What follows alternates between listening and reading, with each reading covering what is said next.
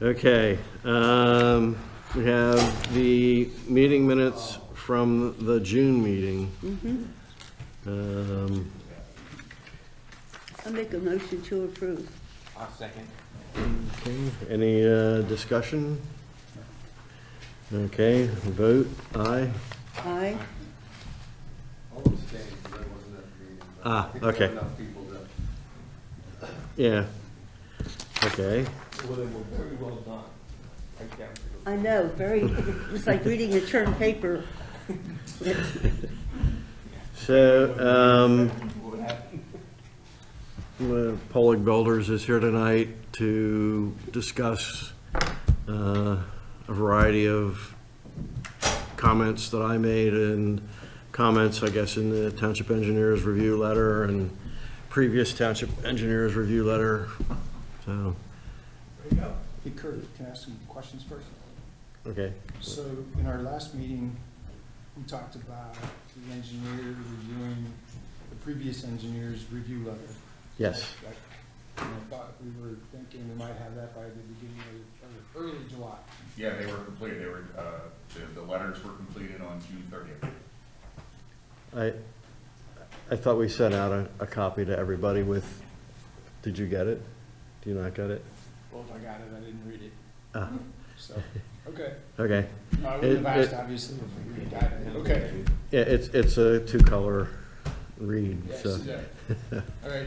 Okay, There was also discussion about the previous planning commission planning commission recommendation for approval of this plan in 2009 or something like that. So has there been any more conversations between the township and Mr. Polig about that? Where does that stand? I believe counsel for the developer has met with the township solicitor and talked over those items. Is that part of the memo that we were? Would you hand me that? Oh, absolutely. Thank you. Please hand We met at the end of what Todd's going to talk about tonight, which basically deals with the issues that came up through the Planning Commission at the last meeting. I'm going to go through where we are and what we see as the next steps. Okay. So I think that'll hopefully add some clarity. Okay, thanks. That's all I got, Kurt. Okay. Good evening. If I speak up, will that work? No, you need the microphone there. Okay, we'll give her a whirl. Is that one? That's better. Okay. Good evening. My name is Todd Polig, equitable owner of the Reeves Track and an agent for Select Sites, the property on East Phillip Drive. Tonight I have John Snyder from Saul Ewing, our land use attorney here, Jeremy Mazars from Chester Valley Engineers, our project engineer civil, and Wayne Layton, a principal with Polig Homes. So hopefully we'll be able to answer any questions you have.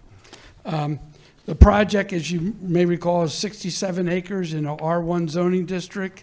It has a PRD overlay over it. The property is bounded by Pickering Creek Reservoir on the east and south. And again, I'm going to tell you the north is to the right, which is always confusing for everybody. A finger of the reservoir and a stream bisect the property with 1/3 of the property on the north side and 2/3 of the property on the south side. Rather than reuse the crossing over the finger, we work with Aqua on a more environmentally sensitive crossing over the stream at the western part of the property. So original access to the south side was through the finger. It's much more environmentally safe to put it over the stream. So we work with Aqua for a easement to do that. The project proposes 51 single-family lots. They're 35,000 square foot minimum size.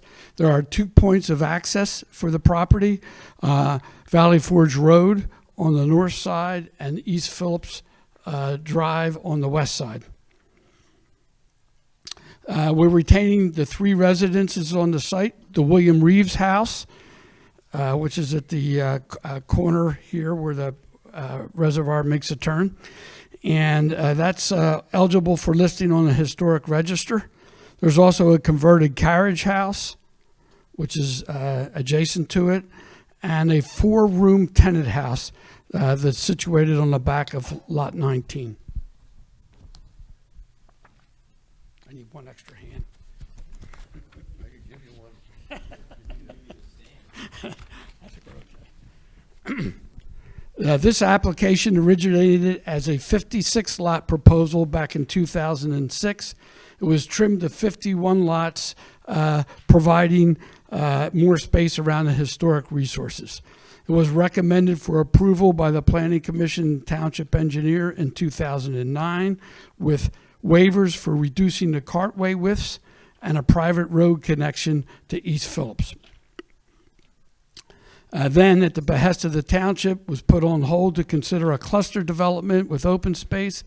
We worked with the township, the supervisor liaison, planning commission liaisons, the township planner, engineer, solicitor, and staff. We vetted a number of plans through the various commissions, the Open Space Commission, the Planning Commission, the Historic Commission. It resulted in a Plan J, a planned residential development with 35% open space, houses targeted to the empty nester, and was environmentally sensitive in terms of setbacks from the reservoir and stormwater management with quality attributes. The township proposed and implemented a new PRD ordinance to accommodate Plan J. However, after fully engineering the plan, our application for Sedley Farm, the PRD identical to Plan J, was turned down. Thus, in September of 2022, 10 months ago, we requested the township return to processing the 51-lot by right plan under the R1 zoning and subdivision ordinances in place at the time of the application. Understanding the significant passage of time, we have at this point a new engineer, a new commission members in place. So several studies have been redone and new reviews have been conducted.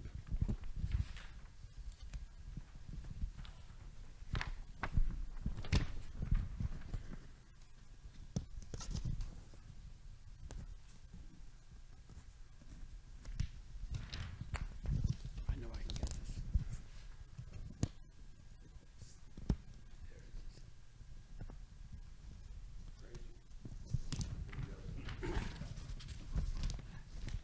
We appreciate this planning commission providing a list of items at last month's meeting, providing their perspective for our consideration. So I'm going to, in response, I'd like to review those points and take a look at those. First was lots 31 to 33, rotate the house to face the cul-de-sac. And that's this corner up here. We're able to adjust these lot lines and be able to turn that house so that it now faces the cul-de-sac.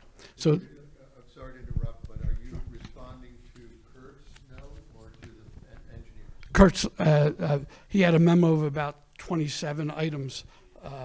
Yep. Yep. The second was lots 40 through 43, in order to try to make sure that our emergency access was not an easement on a lot. So we're able to adjust these lot lines and change the emergency access so that they're separated. So now that emergency access is in that little open space area and not over a lot. Sorry to interrupt again, but just this wasn't the committee's output. That was Kurt's, that was one committee member who gave you output. Okay, that's So we great. just didn't want to imply that we had spent time and all. Response to Kurt's yeah. list. Okay, thank you. Yep.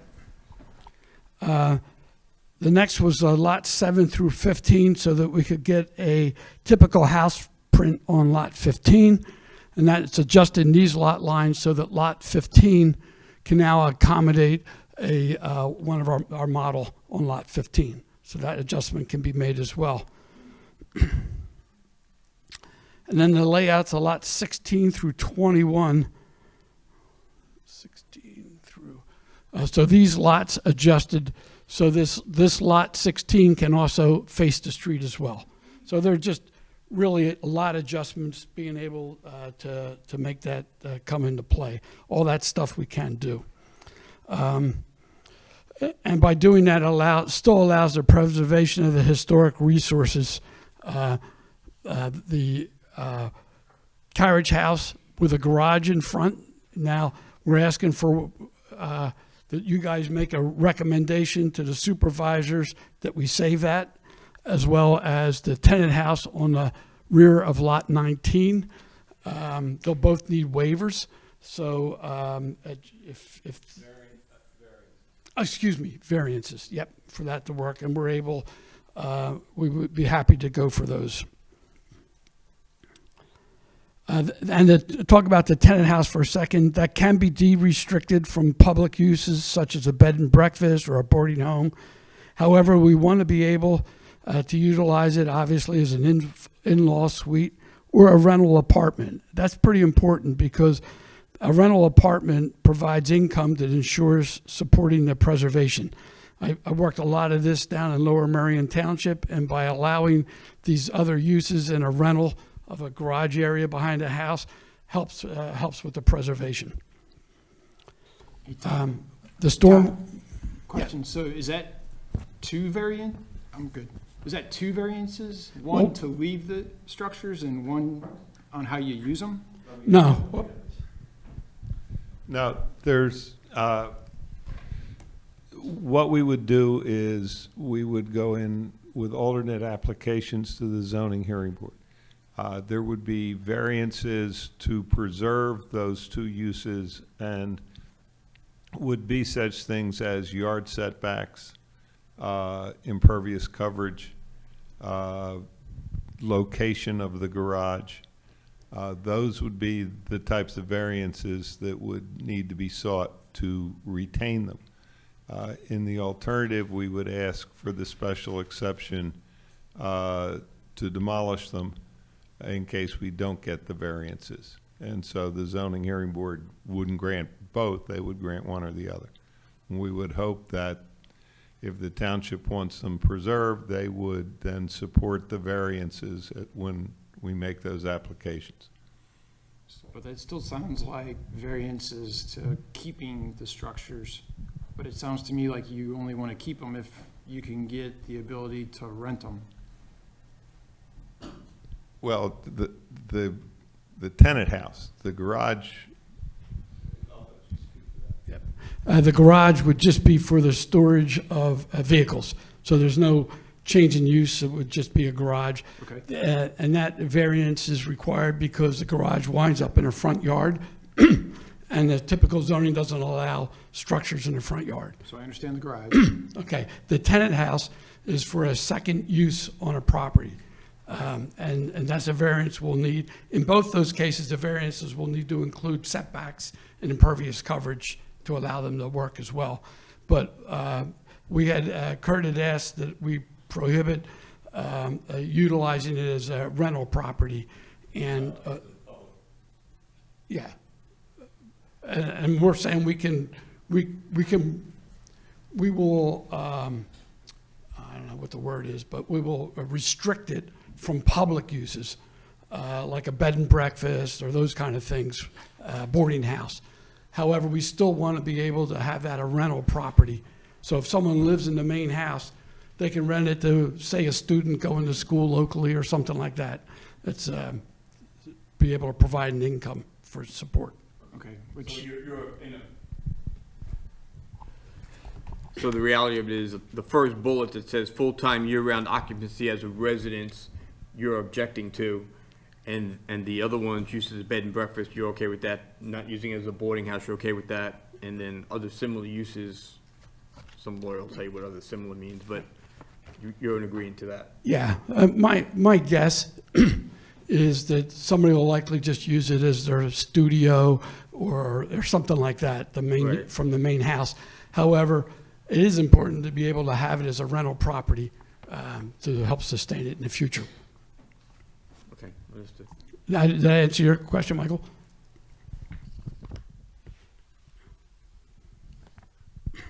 There are a couple stormwater management comments. They're important. We will meet all the permitting requirements for stormwater management.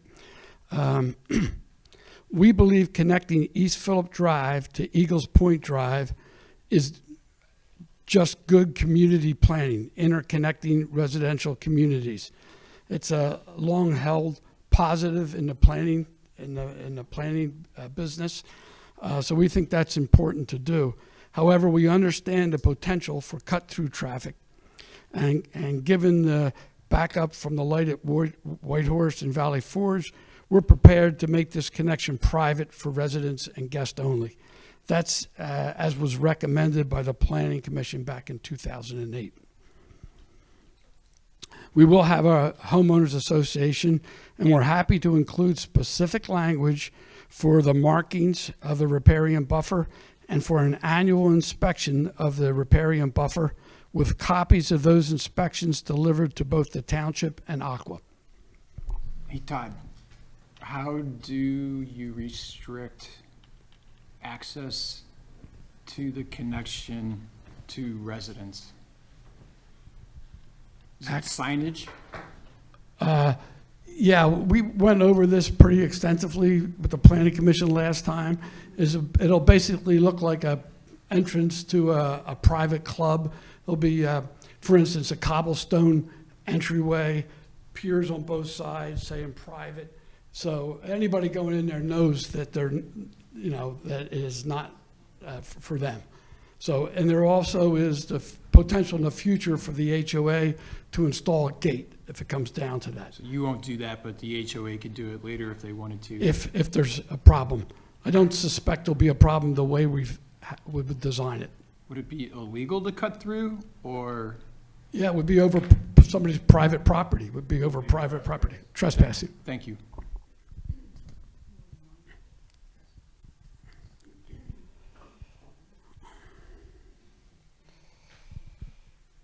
We can also add deed restrictions to ensure maintenance of the riparian buffer as well. The other item had to do with the alignment of our new road and how it connects to our strip.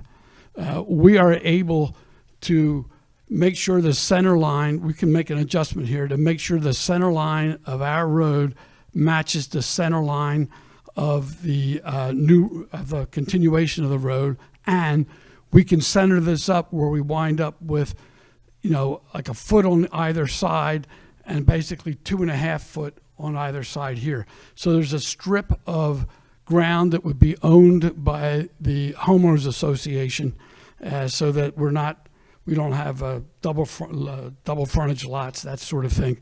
But we're able to go ahead and square this away where it's directly through. Yeah, still have this connection here. It's just aligning this. There was a question about why is there an offset, and it's no problem for us to align this, keep our 50-foot right-of-way right down the center, and wind up with a little bit of HOA space on both sides, between 1 foot and 2.5 foot on both sides.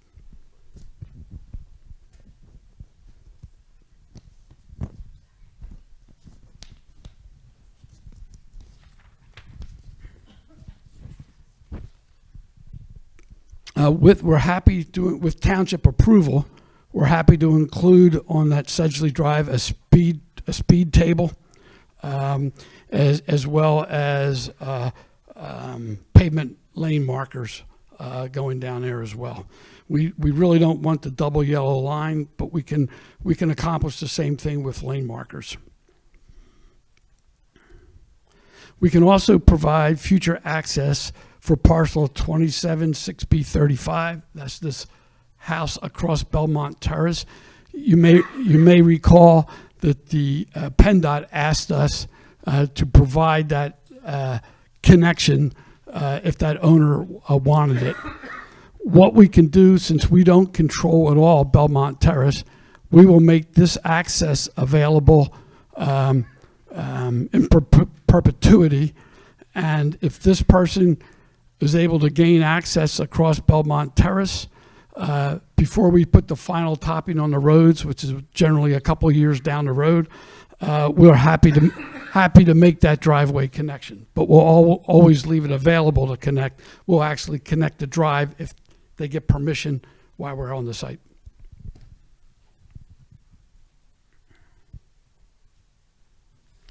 We would ask the Planning Commission to consider making a recommendation to the supervisors to approve the alternate plan sheet that shows waivers for 28-foot cartways throughout the community and a 24-foot cartway along Sedgley Entry Drive.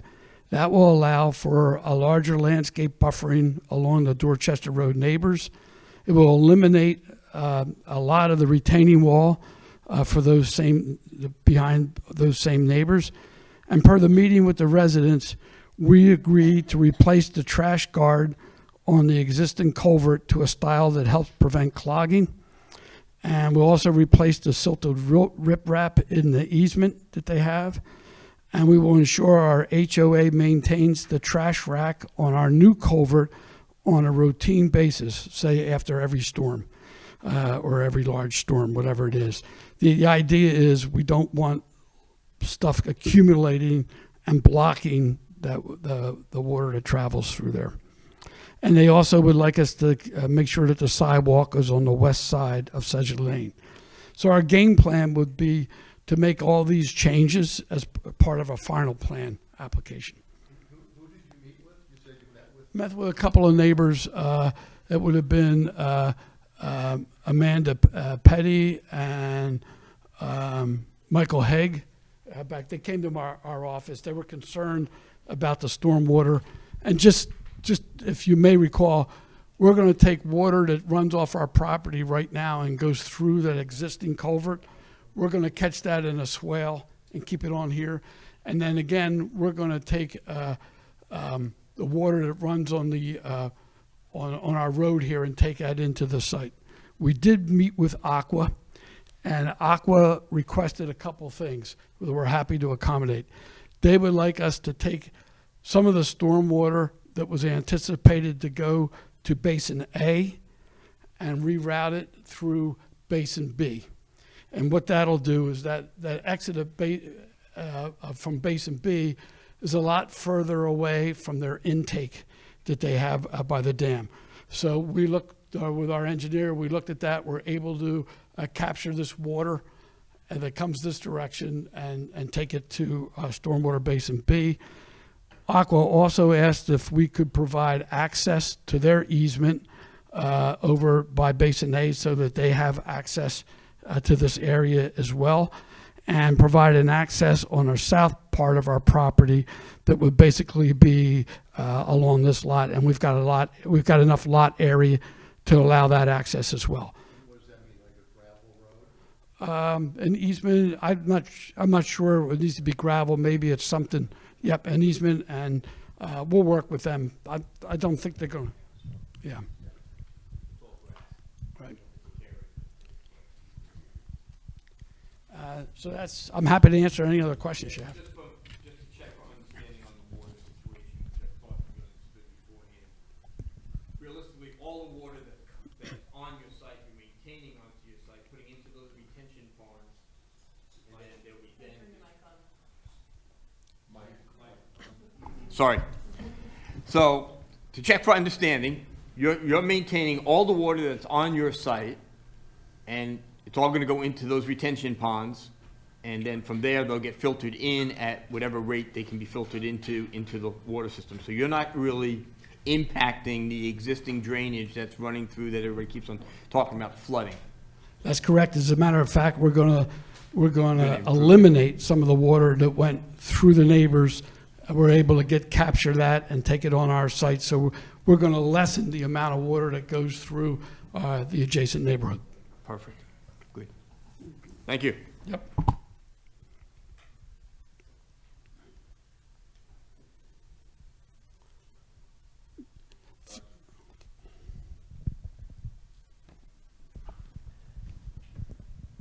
So looking through my sheet here, and maybe I missed it, about marking the boundaries of the riparian buffers through the sites. Yeah, we will add those and have deed restrictions for those. Okay, I was trying to check stuff off as, and Did the new bog turtle habitat survey, did that extend? How far Yeah, does that so, extend? yeah, I should have clarified that. New PINDY searches will be done and updated, and they'll be checking for bog turtle, as well as, there's a bat now, too, we have to check for, so. Right. But, So Kurt, just Oh. as a point of order or question, these comments that you put together, I know they're from discussions that we've all had at these meetings, and you've gathered some of them, but some of them are kind of like, very technical to the point that they matter, but then to some of us, they really don't matter.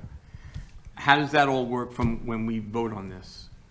Is it because you'll make the motion as we go forward, yeah, well, there'll be a motion made, and based on this? whatever they Is haven't your intent. addressed that we still think we want to add in there, we can make that part of our motion. And then we'll pass those recommendations on to the board of supervisors. Okay, thank And you. I'll also deliver a couple copies of the email stream that from the Fish and Wildlife, where the reforestation is no longer required because of the new status and the 150-foot setback. Between those two things, reforestation's not required anymore. So,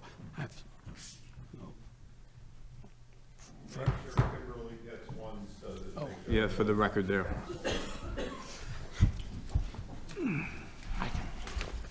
Here, Pete, have an email chain. Thank you. Barbara. Thank you. So, I'm just, on the 150-foot setback, is that going to be totally retained as it is today, as just natural wildlife, or, wild setting, or are the owners of those properties able to go in at some point in time and call it out and clean it out, but they can't, live on it kind of thing, right? right, there are rules and regulations the DEP has printed. I have a copy of them.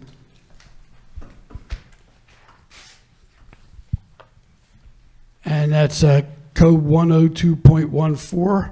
And basically, it says what you can do and not do in riparian buffers. And you can't take out trees, for instance, are prohibited. You can take out invasives, for instance. And the buffer will also need to be, and we've calculated this, it's more than a 60% coverage that we have within the buffer area, so we're meeting that requirement as well. So there's a set of regulations that go along with the, So if you're buying one of those houses that's up against the reservoir, in reality, you'd be able to go into that, green space and basically kind of clean out the stuff that's not really of value so that you do get a glimpse or a view of the reservoir. yeah, it has to be invasive material that you take out. And there's two, within that 150 foot, there are two types. There's a first 50 foot, you can do can't do certain things, and the other 100-foot other things. So it's pretty detailed. Okay. As a But riparian environmental buffer. protection has set that rule. Set that rule, and that's going to be a deed restriction on everybody's. And as I said, Aqua is very interested in making sure that that's continues. So we promised to send them copies of an annual inspection that our HOA is going to do to make sure somebody's not in their backyard starting to encroach and take down trees. That So sort it of would thing. be Aqua that enforces that. Aqua made the township can as well. I mean, it's, but anyway, it'll be deed restricted. Okay, got it. Thank you. Todd, just one question. I applaud you for talking to to some of the residents along the, Dorchester? yeah, the main road there. But have you ever talked to the folks in the cul-de-sac? I mean, I guess if they came into your office, you would, but, Absolutely. Yeah, so I have not talked to them as a group. yeah, okay. Because, it sounds like you're doing some things that are actually helpful for the folks there. Yeah. But, it would probably be great to have that kind of dialogue with people in the cul-de-sac to see Yeah. what would work for them. Right. Again, from my planning background, I really think interconnecting these two neighborhoods is a good thing. Basically, if we don't connect those, and we don't have a left-hand turn, these people are going to go through this neighborhood. And there's as many or more houses going through this neighborhood for the 4 cars during the peak hour that would go through East Phillip. So it's just my gut, a lot, yeah. I would like to thank Mr. Poling for reaching out again to the residents in the area and having a significant conversation with Aqua. And it sounds like you've been doing your homework. And Trying. Well, just for It's correction, critically Barbara, they important. reached out to a couple residents from the one section came and visited him. Right. But he has not reached out to the other ones over by the cul-de-sac, I understand. which Okay. I think is a bit of a, miss on his part, but. I just wanted to say that I respect your depth of work in trying to achieve your goal. Thank you.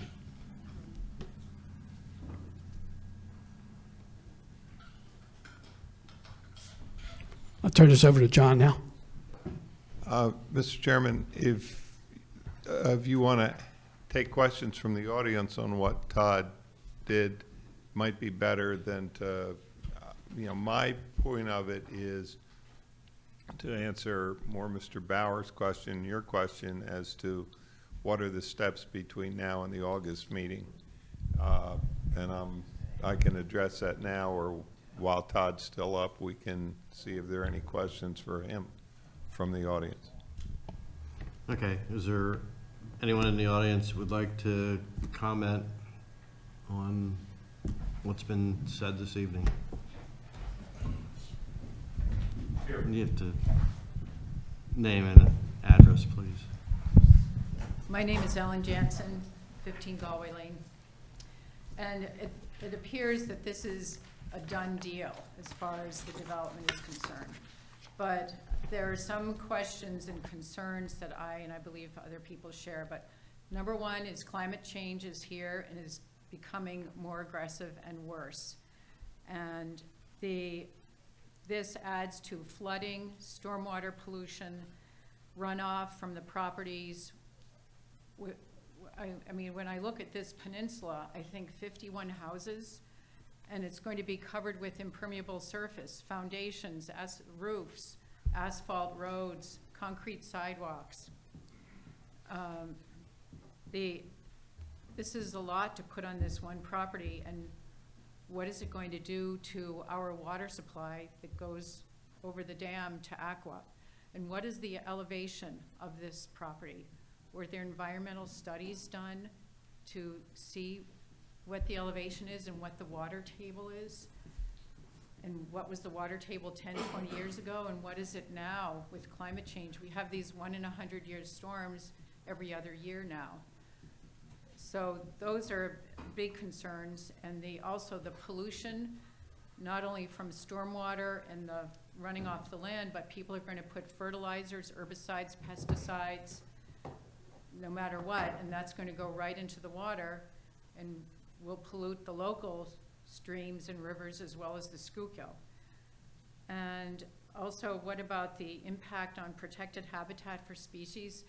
It's interesting that one of the roads is named Eagles Point Drive, which means the eagles are there, and we've all seen eagles in the township, and we know that that's a habitat for them. So what about that? I feel like we are allowing destruction of some of the last remaining natural habitat, natural land we have in this township.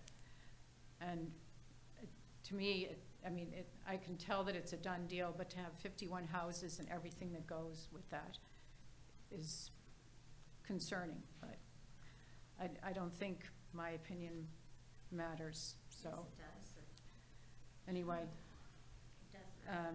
I Define feel. your definition of what you're saying that it's a done deal. We haven't made any But- recommendations to anybody. We haven't publicly made any statements to anybody. So you're sort of giving me an indication that you're accusing us of having a preconceived idea that we didn't have or don't have. I don't understand why you said. No, I don't mean to, I'm not sounding accused, I don't mean to at all. But the presentation is the 51 houses and changing the angle of one house and the width of a road, that kind of thing, which to me implies that it's already been approved and only these adjustments need to be made. So I don't mean to be critical of that. I'm just concerned for the township and the people in the township. And, you know, I'll be dead in a few years, but what about You'll be the fine young- for a long time. the young people who are here? And I'll tell you, I'm a pediatrician and pediatric anesthesiologist. I retired, but I've seen so many kids with cancer. My own daughter, 8 months after we moved here, was diagnosed with leukemia at age 2. And I am really concerned about that. Look at the incidence of cancer in our whole population. Not that this one development's going to change cancer for the world, but what are we drinking? Everything. So I've seen it on both sides, and I've taken care of so many children and young adults with cancer and other things that I can't help but think are due to changes in our environment. But anyway, so thank you for listening to me. Thank you. Thank you. Yeah, I'd maybe like to clarify a little bit. This project was before the township many years ago. The previous planning commission made a recommendation with conditions on meeting a lot of the things that you spoke about. The project went off on another course and went through several other iterations, and then they decided to revive this one and come back to us. And they've been working with us and, you know, trying to resolve all these different issues. Right. So, you know, again, it's not a done deal. We're going to make a recommendation on something in the near future here. And then the whole process is going to shift over to the Board of Supervisors, and there'll be a whole presentation to them. And they're the people who make the decisions in the township, and they will vote to approve the project or to deny the project. So It's not a done deal. and it has to be brought to us in accordance with the codes and regulations, the zoning code and the land development code, which includes stormwater management and pollution loads and things like that in the design process. So it's Can we save it, you know, for the future? That's, yeah, I mean, we have that open space tax. I believe there have been I've heard, and Yes. I've came to those meetings in the late 2000, 2008, 9. I was at those meetings. right. Mr. Bullard probably knows that. I'm not a party to any meetings that discussed, you know, any particulars of that, any kind of arrangement or anything, so, to suffice it, you know, nothing's gone forward on any of those fronts, so. Yeah.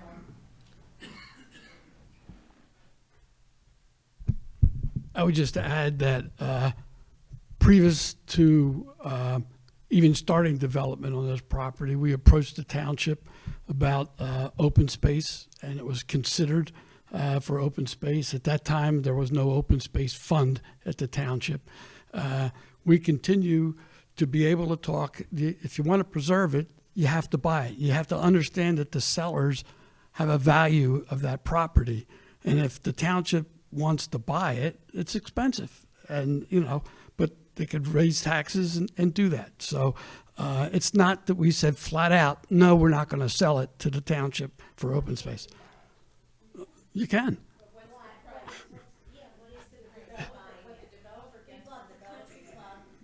Right. And at a town, Right, but we belong to the country club, so I know that, you know, eventually it will become open spaces. Why can't we buy this land?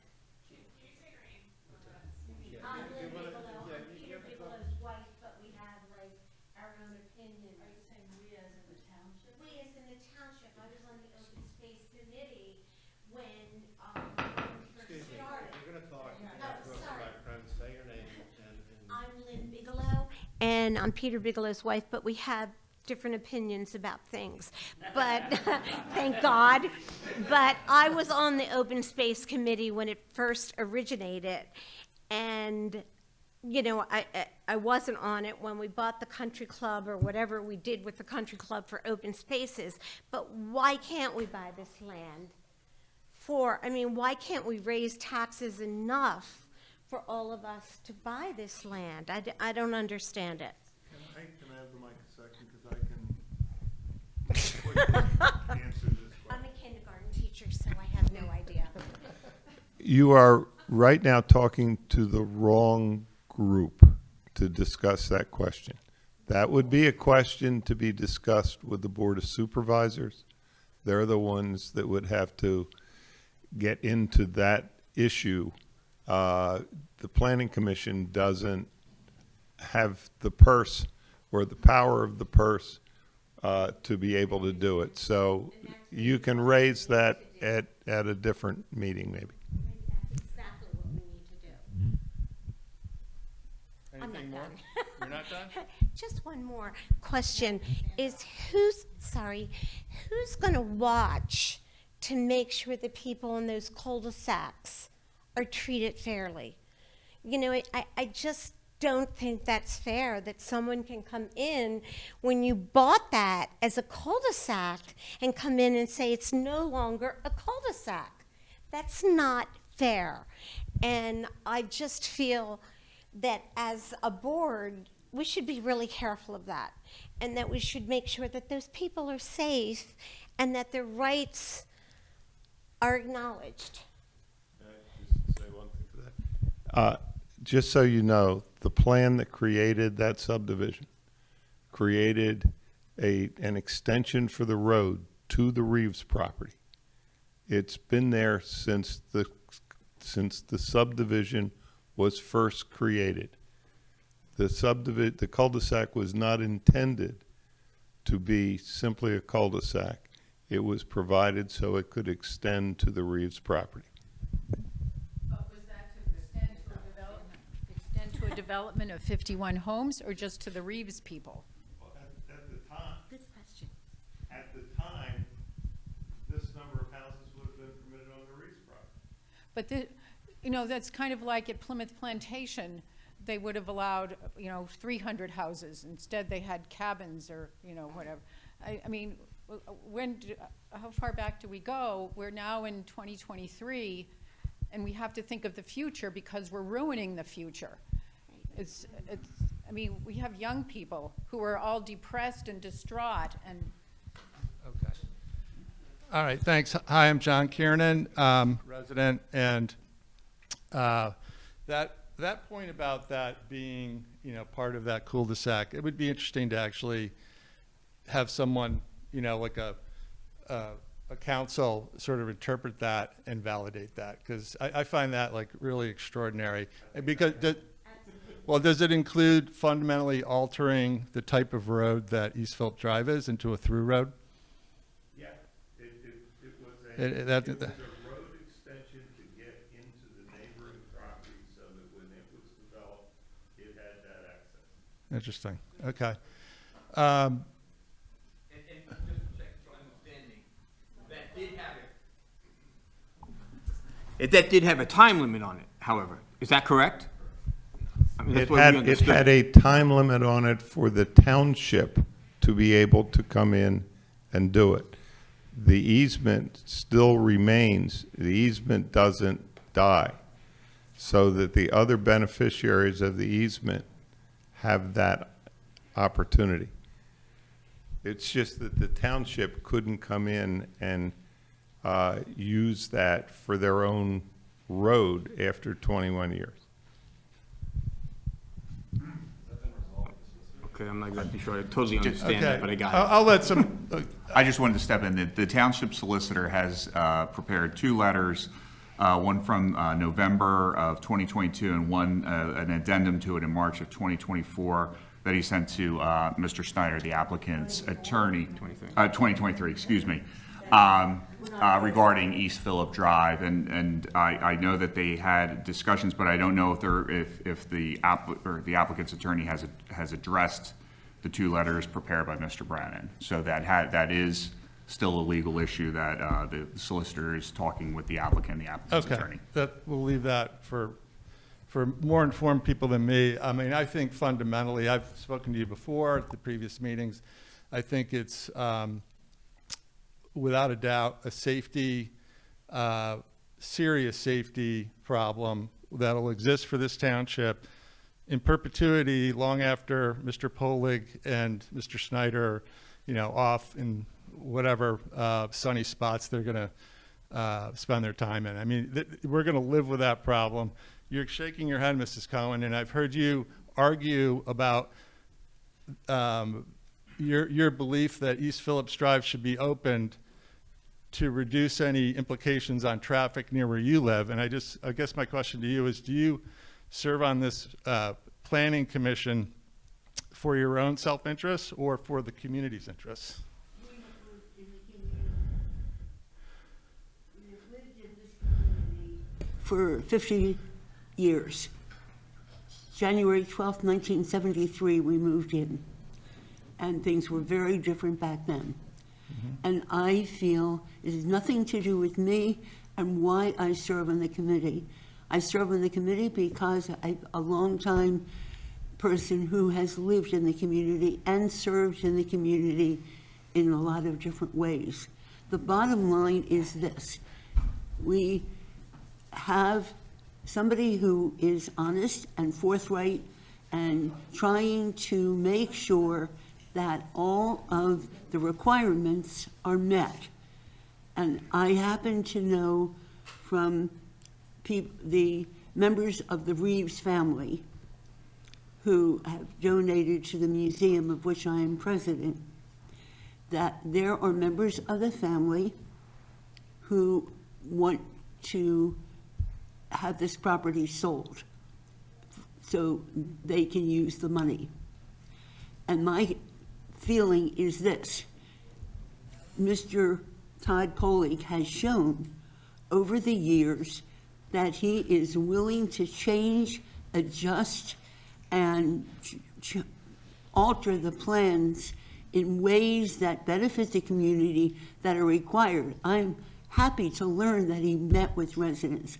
I am happy to learn that he met with Aqua and his meeting. If you're going to do something, you want to do it in the right way. Well, let me jump in on that one, That's all. because that was my next point, which was this perception that I think you expressed that Polig Builders proactively conferred with Aqua. I would like to ask, did they contact you or did you respond to them? I've had an ongoing dialogue with Aqua since 2006 on this property. They've looked at the original plan, they've looked at the adjusted plans, the PRD plans. I met with their engineering department about stormwater management.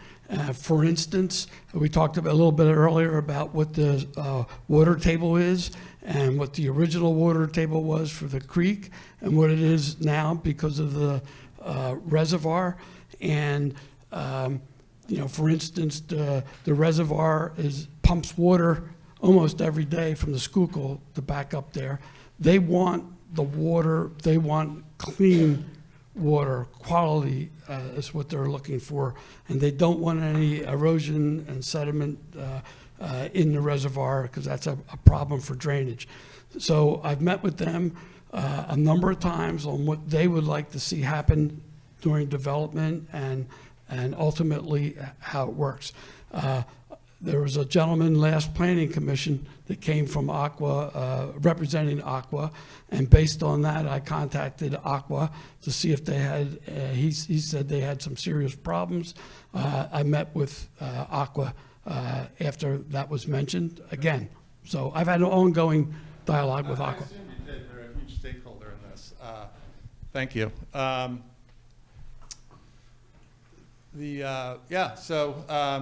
think that's all I have. It was, clarification on that and really just, my view that, and I'm grateful for all of your volunteer time and I know there's a lot of hours you spend, analyzing and investigating, researching everything that you're asked to make a decision on or determination on. So I'm grateful for that. I just think it's a really strategic, long-term question, and there's flaws to this entire plan that have existed for the 18 years it's being presented in whatever form.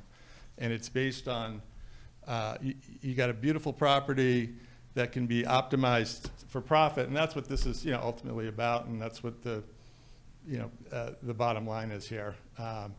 But for the community that really relies on your guidance and recommendations, we're going to live with the outcome.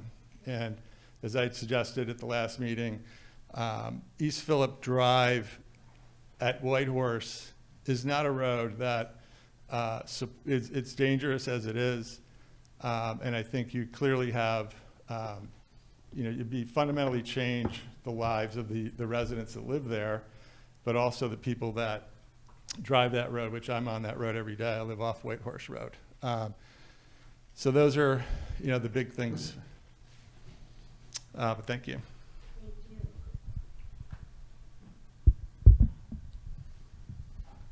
I think one thing that I just, no one has brought up, and Todd for sure hasn't brought it up, so, whether we're in favor of the cut-through or not the cut-through is not just one direction.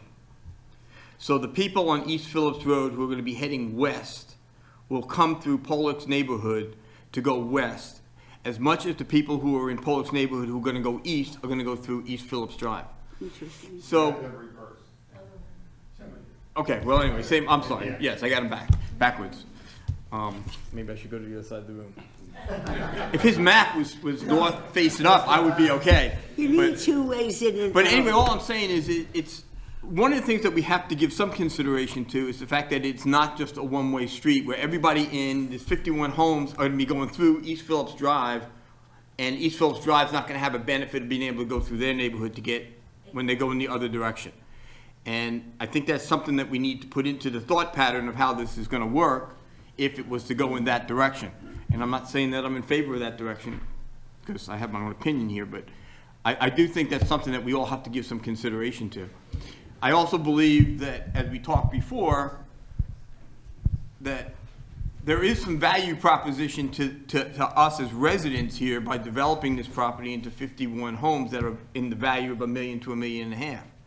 That the tax base alone is $1 million a year that's going to support the community. And if you consider the cost of what people spend who live in homes of that value, they're going to be spending $100,000 a year per home in our community to the local businesses that are there that are all trying to survive with the way that everybody is buying stuff online and not buying stuff at the local market. So the reality of it is this could be generating for our local community a fair amount of capital that needs to also go into that thought pattern of how this develops. Now, I like Lynn's idea, let's buy this piece of property and plant a bunch of trees, and where were you, like 6 months ago, right? But I'm just saying, I think that we got to be a little bit open-minded too to the fact that there are pluses and minuses to this. This isn't just some guy putting up a bunch of houses going to make a lot of money. There is benefits that's going to go back to the community that we have to add into the equation. And you can shake your head no all you want, but the reality of it is there's about a $6 million benefit to the community by just developing this per year. There's going to be so much more stress. You're going to have to come up to Yeah. But he's talking to me, so I'm answering him. Let me answer one thing that you raised, and that is, that has been talked about, the use of the access through this development to Valley Forge Road has been talked about since 2007. And the position of Polig has always been that we would accommodate that neighborhood. Whether it's private, we would still accommodate the neighbors. Whether it's gated, we would still accommodate the neighbors. That's always been the position. What does that mean? I'm sorry, accommodate. Well, we might have to put stickers, give them stickers to put on their card to be able to evidence the fact they're not trespassers. If it was gated, we might have to give them cards for the gate. You know, it depends on what the situation is, but it's not unusual. Trouble envisioning what that meant. And who will monitor that? John Stamatikos, 855 East Phillip. Couple clarifying points that I want to bring up first before I ask my question. Excuse me. In terms of the...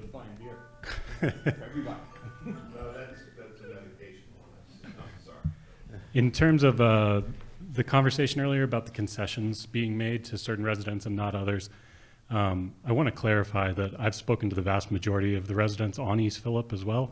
And there aren't concessions that we're looking for. We're not asking for access through another neighborhood to get to Valley Forge a little bit quicker. So these aren't concessions that I think benefit our community and our street. No one on our street is asking for those things. Another point that I'd like to make is that if the reasoning for opening the street is just good community planning, it isn't good community planning for the members of our street. And you know, we don't want our property values to go down. We don't want our street to be altered. We don't want to put our children in danger by opening up a street to a bunch of through traffic. So that's really the position I think I can speak for the entire street when I say, well, I guess except for one home. But the question that I have is, has there been further conversation about the legality at the state level, specifically the street unopened after 21 years? If a street has been laid out and not been opened or used by the public for a period of 21 years, the street may not thereafter be opened without the consent of at least 51% of the number of owners on the abutting real estate, and without the consent of the owners at least 51% of the property abutting the street based on front foot basis. Just any more conversation from the board, or has that been taken into consideration? You mentioned, I thought my voice was loud enough. I thought that's what was mentioned in the letters from the attorney. Okay, is that what that referred to, the solicitor? Yes, in both of the letters from the township solicitor to the applicant, the applicant's attorney brought up the questions about the legality of East Phillip Drive. And as I mentioned, I have not been copied on any kind of response from the applicant or the applicant attorney to the solicitor at this point. And so if there hasn't been any response, does that go into this board's, this committee's recommendation, or is that just something that's going to be deferred to the Board of Supervisors?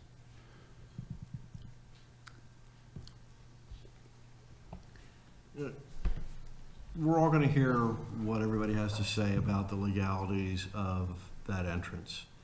And we'll make a motion on that item as part of a larger motion, I think, in the near future here.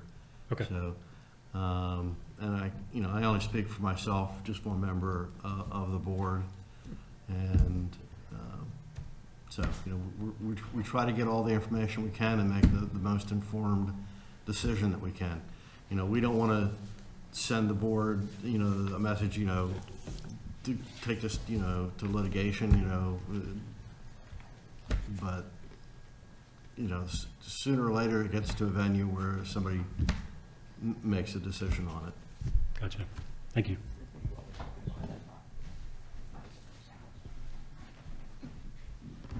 Mike Haig, 14 Dorchester Way. A couple mundane questions.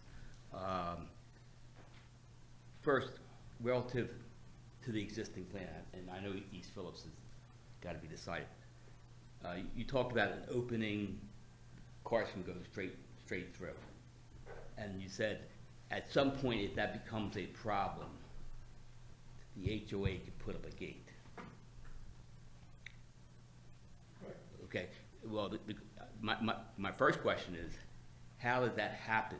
Who decides? Is it the HOA? Is it the township? Is it the East Phillips residents? Is it Dorchester? If that's the plan, it seems like you got to have the conditions laid out ahead of time, as opposed to 3 years down the road arguing, who decides. It's hard to imagine the HOA is ever going to find it to be a problem to have access. Right. In your brain. If we can't come up to the microphone and do it orally, Sorry. Okay. So. That's like absurd. If that's the baseline, I would highly recommend a plan associated with that transition, if needed, okay? Who decides, et cetera. My second question is it possible to put up a gate there, but have the gate only down at certain times? So like if you had a gate there and if it was only down from like during rush hour, 7 to 9 and 3 to 5, then that would cut out the worrisome cut through traffic. Whereas in the middle of the day, you're not gonna have cut through traffic. Okay, so if you could have a time gate, I don't know if that's even possible.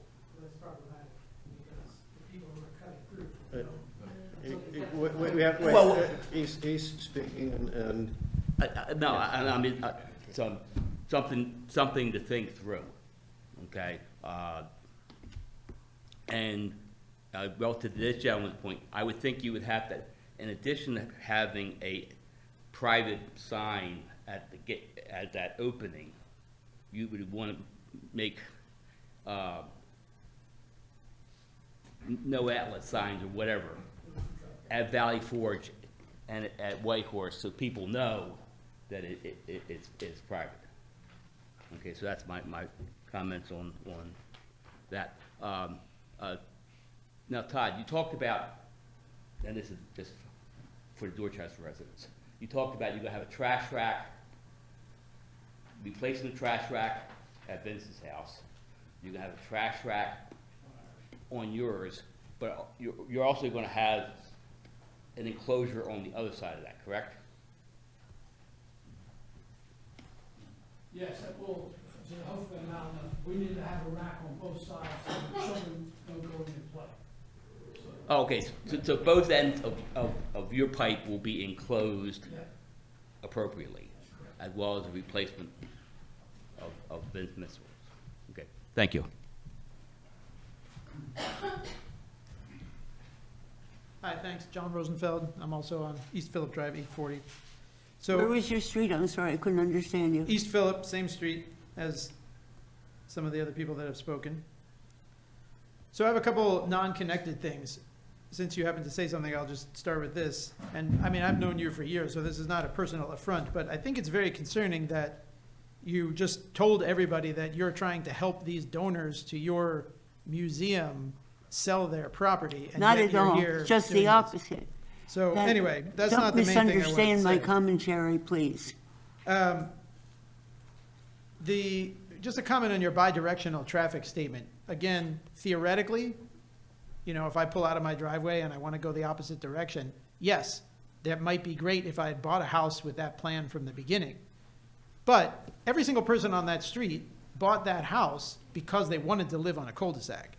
Not a single person who lives on a cul-de-sac street cares about pulling out onto East Whitehorse, making a right and making a right onto 23. Not a single person who lives on a cul-de-sac would ever want to open a cul-de-sac so that they can make a right out of their driveway and instead of a left. You're still going up to that same, you're still going the same turns, and it's not saving you any time. So that statement, while conceptually true about traffic going in both directions, is in no way, not even remotely close to the advantage of having a cul-de-sac street. Which gets me to my point on Mr. Polig's comment on, you know, it makes sense from good community planning. That would be probably true if you were planning the whole community from the beginning. But opening up an existing cul-de-sac when every single person on that street bought a house only because they looked and looked and looked to find a house on a cul-de-sac makes no community planning sense.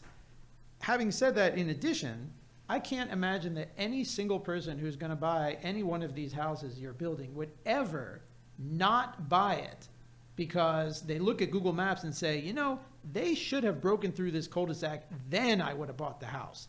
It makes no sense from a planning perspective whatsoever. It's not legally required. No one who lives there is really going to give a crap about it. They could still go out the other way and make a turn at the light like everyone else. It really makes no sense. There is no advantage, certainly to anybody on East Phillip, and there is literally no advantage to anyone in this community to do that. So I just want to make sure we keep that in mind. I know we're separating approving the community and opening the cul-de-sac, and I'm speaking specifically for the cul-de-sac part. Thank you. Excuse me, I would just like a postscript to your comments, sir. I have had no interaction with the Polig family for several years, ever since Mr. and Mrs. Polig passed away. Reeves, I'm sorry. Polig's still here. Sorry, my brain. I apologize. The Reeves family, as they were older people, and they're different generations who think differently. Our museum has had no contact with them at all. We had the contact with Mr. and Mrs. Reeves long ago. Sorry, Todd, for my grammatical error. Pretty good. Dennis Mastriano, 51 South Whitehorse. So one question I have about you were talking before, earlier in the night, about how the use of the property, it may be a tenant, you might be able to have somebody rent part of the property. And what I wonder is, what's the maximum amount of cars per property if it's rented out? Can I answer that? Oh, sure, yeah. Oh, sorry. We're talking about one specific property. There is a tenant house, existing tenant house, that will be on a lot that will have a new house. The Historic Commission asked that we seek a variance to retain the tenant house. Instead of, we would get a special exception to take it down. And we said we would seek the variance if the township wanted us to do that. But what we want is we want some ability to be able to use that structure that's there so that it gets maintained. It's, you know, if the user is using it separately, you know, guest house, something like that, understand, he's investing in it. But if it's there just because the township wants it and it's just going to sit, we don't want that. We want it to be able to maintain, and just one. So for the whole development, do you have a sense of what the maximum amount of cars would be? Depends if it's a Catholic family or not. I mean, and I think that Irish Catholic. Irish Catholic. I mean, I don't know. I mean, it's a tough question to ask that no one's really going to have the answer to, depending on who buys these properties, right? Right, I understand that, but I mean, my house had 7 cars at one point in time because I have a bunch of kids. But see, that's a great point, because that's an unknown variable. For sure. And that's going to be something that's going to play into this, but we don't know that number. I've used this analogy before, because I've talked about this. The idea of having a straightaway going right across the property reminds me of a story once of what they were going to do to the state of Florida. They were going to build a canal through the center because that way people wouldn't have to go around the whole length. They didn't do it because they realized everything south would be eroded eventually because of the current. I see the same thing happening with the traffic, that you're going to have this constant loop of traffic. And I live above that line, and I just see that part of Schuylkill Township just withering away. I just see that as something that's possible. We're not talking about the Wawa that's going to be built. That's going to have a major impact on that traffic flow. No one's talked about the school. You have an elementary school. That's going to be affected by this traffic pattern. So there's just something to consider when you're making decisions about this. Hey, Kurt, can I ask a question? Mr. Snyder said. Oh, sorry. There is across Florida, Barge Canal. Oh, okay. Yeah, it runs north from North by Ocala, over across, to south. Mr. Snyder said special exception to take down, you would seek a special exception to take down the carriage house? The way that your historic ordinance reads, oh, Mike, please.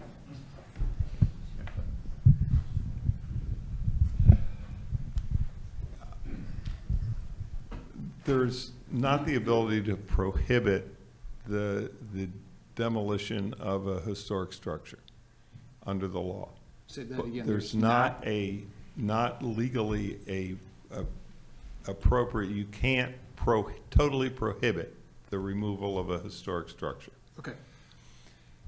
The way it's done in most townships is you simply apply for a demolition permit, and there are requirements that you take pictures, that you provide scaled drawings and things like that as a part of your application. In this township, you have to seek a special exception, which, as the law says, is neither special nor an exception. It's just a use, or in this case, a right that could have conditions attached to it. And I imagine those conditions would normally be like you provide scale drawings and you provide pictures and so forth. But that's the process in Schuylkill Township for a demolition permit of a historic structure is a special exception. To retain it on these lots here would be a variance because of the second use or the garage in a front yard or the setback or something like that. But that's why the alternative is the special exception for the demolition. Got it. Mike, I think it was the same thing like what happened on that road that's out in front of your neighborhood with that house on the corner. We had to vote on that to take it down because it was considered historic. You're back up. Yes. I appreciate your comments. Is this Maybe going to be be brief? brief. I don't want to I end have- it with an endless cycle of people just going to the back of the room and coming back up again. I have questions. Number one, with these houses, they're going to have basements. Will the basements be below the water table? They'll flood, and in my neighborhood, where the houses are low, they get water and flooding all the time. So, and that becomes a township problem. Second is the benefits that you recommend, that you talked about. Is there a way to quantify the benefits of this development for the township? Because there'll also be increased school population, all those things. And third is, with deed restrictions, we learned in our development that people, once a number of years goes by, deed restrictions just kind of seem to evaporate and people just do whatever they want. And my last question is, where is Aqua? Because I thought the representative who was here last time at least implied that he would come this time so that residents can ask questions of Aqua. Because Mr. Polig's spoken with Aqua, but the residents haven't had the opportunity to speak with Aqua. So, I know you didn't want to hear from me again, but I had those questions. But it's not that we didn't want to hear from you again, it's just you were up there talking earlier, and they responded to the questions you had then, and so it's just, there is going to be another opportunity, I believe, for more comment at the next meeting, so.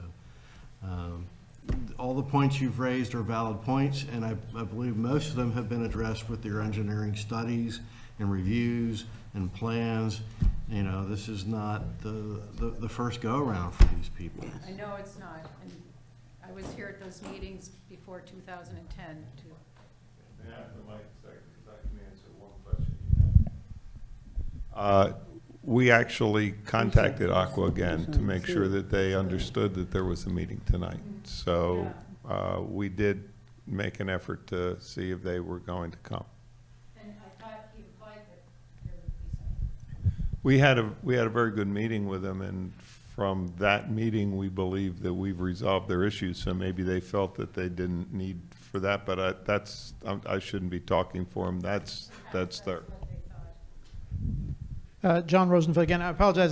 This was not a go to the back of the room and think of something I forgot, but I forgot to say it even though I meant to. And this is more directed towards you guys, specifically with the comment made earlier about the homeowners association, the access to Phillip Drive. Obviously, as you already know from my previous comment, I think it's a terrible idea and not necessary. However, specifically speaking to the homeowners, if you were going to place a gate or some other device, let's focus on a gate.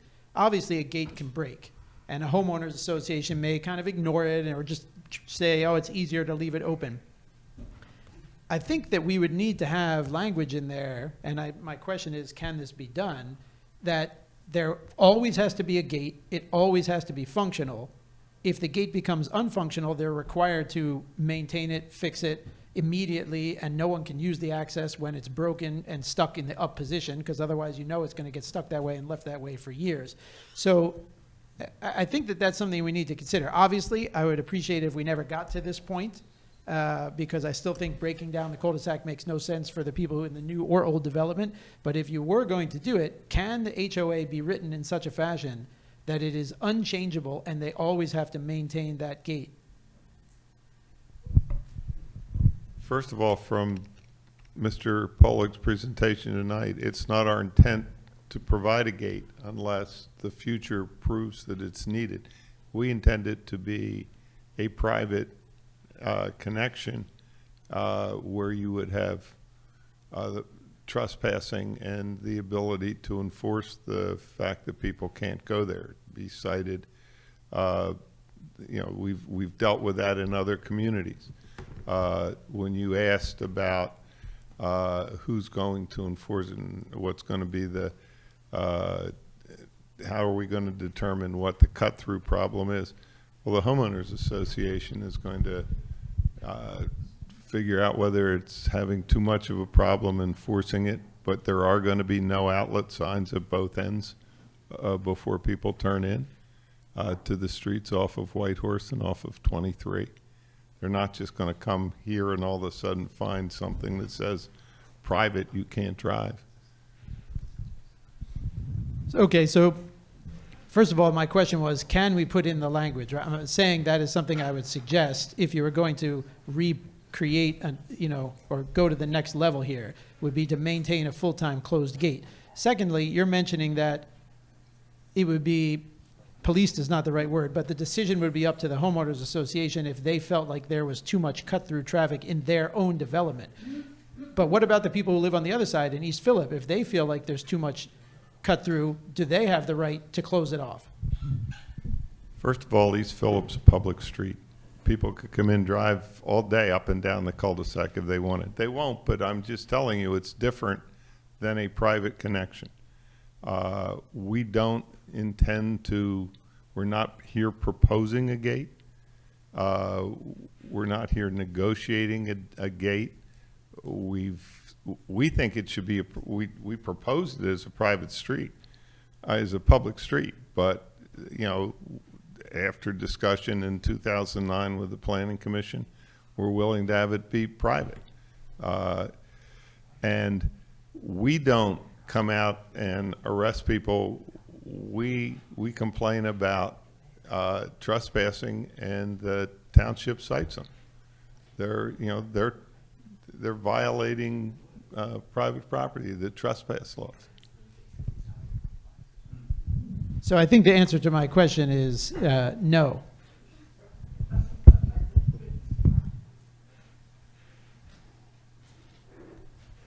Hi, my name is Marie McKnight. I live at 20 Bantry Lane. Mr. Polis, this is for you. Since this development will be very profitable for you. You're going to have to speak into the microphone. Right. Since this will be very profitable for you, and it will put a burden on the township with additional traffic, increased enrollment in the schools, and maintenance from the township, what will you do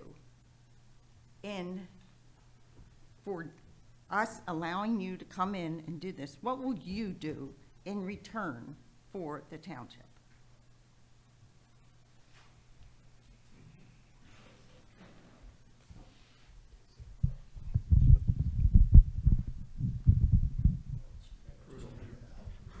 Maybe I'll just stand here. I've been involved in this business for almost 50 years. The communities we build, I believe, are a big asset to the community. For the most part, we build at the higher end of the marketplace, thus the taxes collected for the houses we build. And let's just say the average house in Schuylkill Township is $400,000, and we build a house that's $1.6 million. the amount of taxes that it generates and the services that are required, still kids going to school, still require police, still require the roads to be plowed, all that kind of stuff. Generally speaking, it's a plus for the township for a high-end community. That's just in general. Other than that, we're providing housing for people that need houses. There's not a lottery here. I mean, it's great to live in Schuylkill Township, but you don't have a lottery. Well, all of a sudden, I got to move because someone else wants to move in here. So it's a growing community, and housing is required. And I believe the housing that we provide is good for the community.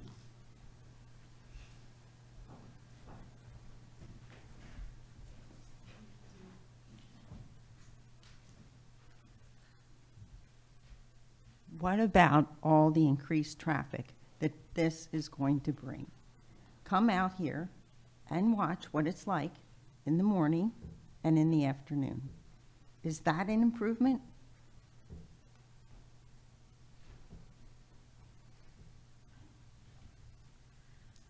All right, my name is Morgan Weldine, 85 South Whitehorse. Thanks for the committee for listening to my same points like month after month, but I feel like it's my duty as a resident of, East Phillip. I'm on the corner of East Phillip and South Whitehorse to come and at least, say my piece. So I do appreciate it. So here we go.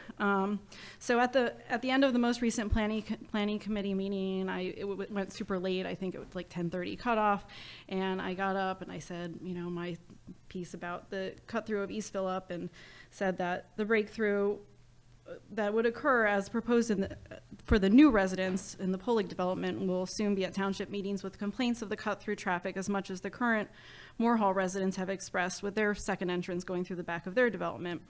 And Mr. Polig said to me, so everyone should leave through here, meaning the entrance onto 23, and I said, yeah.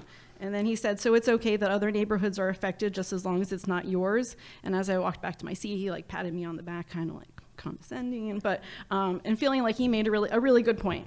So I stewed about it, laid in bed, stewing about it. So, and I just felt like I was being painted as a bad guy, not sharing my street with other motorists to avoid sitting in traffic, or new families proposed in the new community. But the thing is, I don't live on a typical street. I don't live on a pass-through street. I live on a cul-de-sac. And I purchased a house on a cul-de-sac for that very reason, not to share my street with outside traffic. So yes, I do think that cars need to go somewhere else, and I'm not going to make excuses for that, or to be made to feel like I'm not a team player by placating the building of this community. And I feel like what the selling point is for his community is going to be a detriment to the people that are living on that pass-through area of the new community. And it seems like perhaps this area of 23 is already overdeveloped in what the current infrastructure can handle. I feel like this development in some iteration will happen. And 23 is already a problem, and for the lack of a more palatable term, it sucks. Everybody knows it sucks at different times of day. But it seems like Mr. Polig feels that the best thing to do is to spread the problem around. So Moore Hall residents are already upset about it being used as a cut-through, so why not just make more residents unhappy and kind of put some over this way too? So perhaps if the Moore Hall second entrance was made private and Polig was held to one entrance at 23, then PennDOT might actually have the data that they need to create a long-term solution to the traffic problem on 23 instead of spreading the problem around. And I know that you had said you worked with maybe PennDOT to do the lights through the city, but that was a while ago. And I think just all the development that has happened, maybe it's time for another study for the lights. Because even if you go on the other side of town, I used to live on Buchanan Street, and the light where, Pat's Pizza and Saunders Auto, that gets backed up. And so maybe it's time to retime the lights going through Phoenixville. I know that the committees and supervisors are thoughtful and will be looking at the bigger picture and not just this development, and create lasting solutions to the traffic problems. So thank you. If I can just add, the traffic consultant for the applicant, as well as the township's traffic consultant, both discussed this situation about the traffic signalization, and the amount of vehicles that would be traveling through this, through the Route 23, it doesn't, the term is warrant the need for a signal to be installed. Now, I know there's a lot of public comment that they would like to have something to control that measure, but PennDOT has certain standards that are outside of the township's purview, and the amount of traffic doesn't meet the warrant requirements. I feel like if you just continue to disperse it in different directions, you'll never reach that threshold, because you'll just keep, inconveniencing people that are already community members living, in their neighborhoods, instead of like, let's streamline the problem so they'll actually address it, instead of saying we don't have enough data, there isn't enough cars. There are, but they're just finding other ways to go through. Yeah, I mean, I understand and appreciate your concern. It's just that PennDOT has requirements that have to be met, and if those thresholds are not met, they don't even consider it. That's why it's called the warrant, So the traffic study that was completed by the applicant's traffic consultant as well as reviewed by the township's traffic consultant both concur that the amount of traffic would not warrant PennDOT to put in a signal. They wouldn't put the cost into it. Did that study include the Wawa? I don't know if it included the Wawa or not, if they're two independents. Yeah, combined, it could possibly.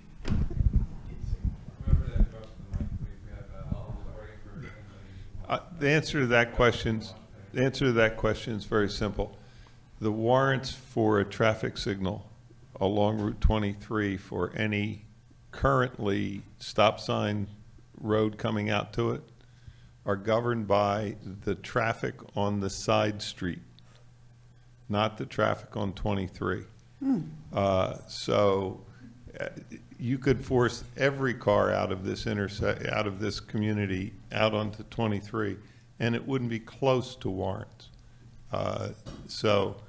You're not going to get traffic signals for unconnected developments out onto Route 23 with PennDOT warrants. They're just not going to be there. It doesn't make any difference whether the traffic on Route 23 grows 4 times. It's determined by the side street traffic. Wow.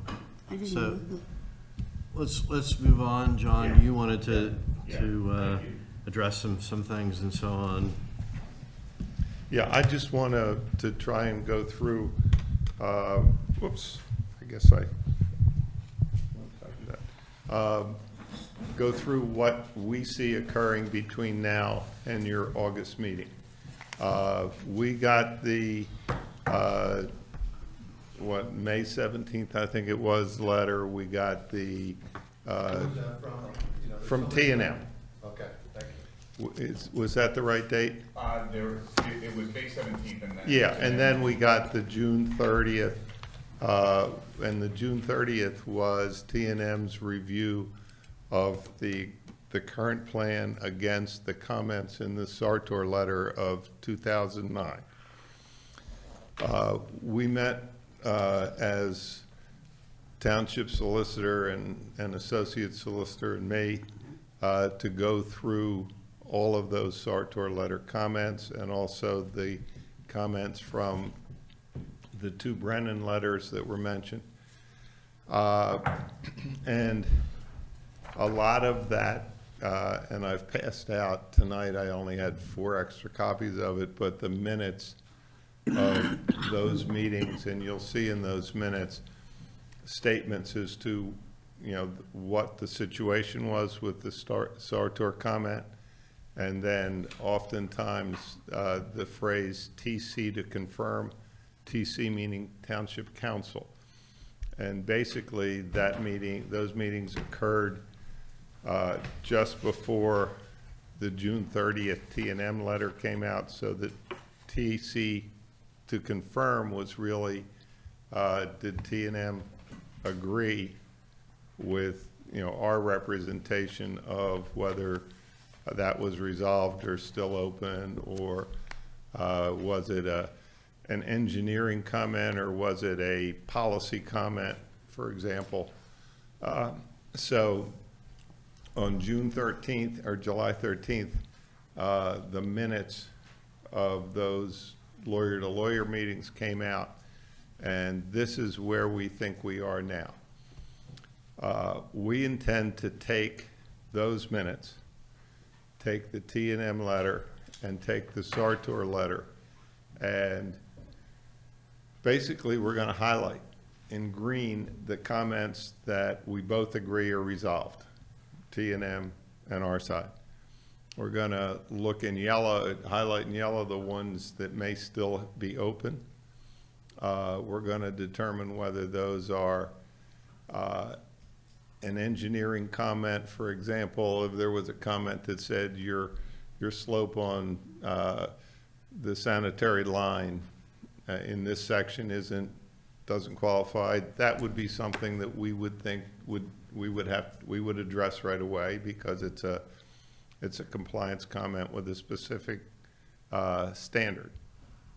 If it's something like we're not sure whether East Phillip can be connected or something like that, that's a policy one that's going to eventually go to the Board of Supervisors.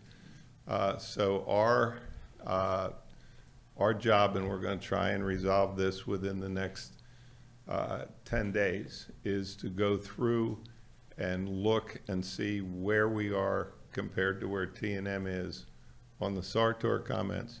And then we'll also look at the T&M comments themselves to see whether, even though it would be in addition to a comment made by Sartor in 2009, there's some specific standard that they're saying we haven't met that needs to be engineeringly addressed. And so we will have those. What we intend to do is to redline plans with any changes. We don't think, I mean, I've been doing this for 54 years, and you know, you get into the never-ending sequence of, okay, here's a letter, here's our response, here's a response, here's a letter, here's a response, here's a letter. Eventually, you get to a point where the Planning Commission either usually says, okay, we'll recommend it subject to your compliance with the last comment letter. So what we're trying to do is to tie down those comments from the May 17th, June 30th letter and the Sartor letter and our responses to them so far, and come back with what the revisions look like, if there are revisions. Like we said there, we would be giving you a red line that, for example, showed the Sedgley Lane right-of-way centered with homeowners' land on both sides instead of just the east side. And that's what will come back to you before the August meeting, so that if you hopefully make a motion to recommend approval, you'll have something that you can work from as to what we think needs to be done in compliance with the last comment letter, instead of going through the process of generating another one in August. So that's the way we see it proceeding, and we'll get back to you and to your engineer with our review of that, so that you know what we'll be coming with well before the August meeting. Okay? Okay. Yes. And Kurt, is that our deadline, August meeting here? Is that when we'll vote? You basically have it until September. We've extended, I don't know, don't have water. We've extended the decision date till September 22nd, which is past the supervisor's September meeting. So, and you're before them usually, so you would have. No, we're the week after. We're the week after. Yeah, so we would have to Okay. do something in August if they vote Okay. on it in Correct. September. August 16th. Okay, yep. And that could be a problematic date, just to Why? give you a heads up. Are you going to be away? I can do it remote. We vote tonight. Well, hopefully we'll have a quorum. Okay, so that's the process that we intend to undertake, given everything that's gone back and forth between the Sartor letter and so forth.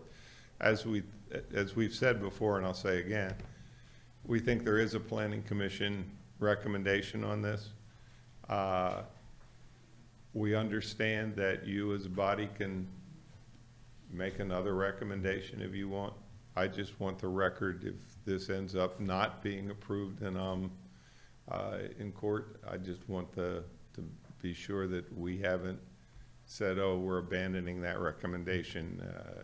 You can do whatever you believe you have the right to do, and that's fine with us. Okay. Thank you. I for one, really need to understand exactly where we are, what are the outstanding issues. So what you're proposing sounds like that will eliminate me sitting down with the plans night after night after night and going through item by item by item, you know, of the entire history of the project to get to the end here. Yeah, and there's, I mean, one other thing will happen is that there will be items that will need to be discussed with the board. And whether we do it through the supervisor presenting those questions to the board, or whether we meet with the board before you even make a recommendation, if we have that, we'll make sure that whatever that discussion is gets back to you as well. Thank you. Thank you. The more facts we have from all that you have reviewed and are doing, the better we can make an objective decision. Okay. So just getting back to that, you expect us to vote on it in August?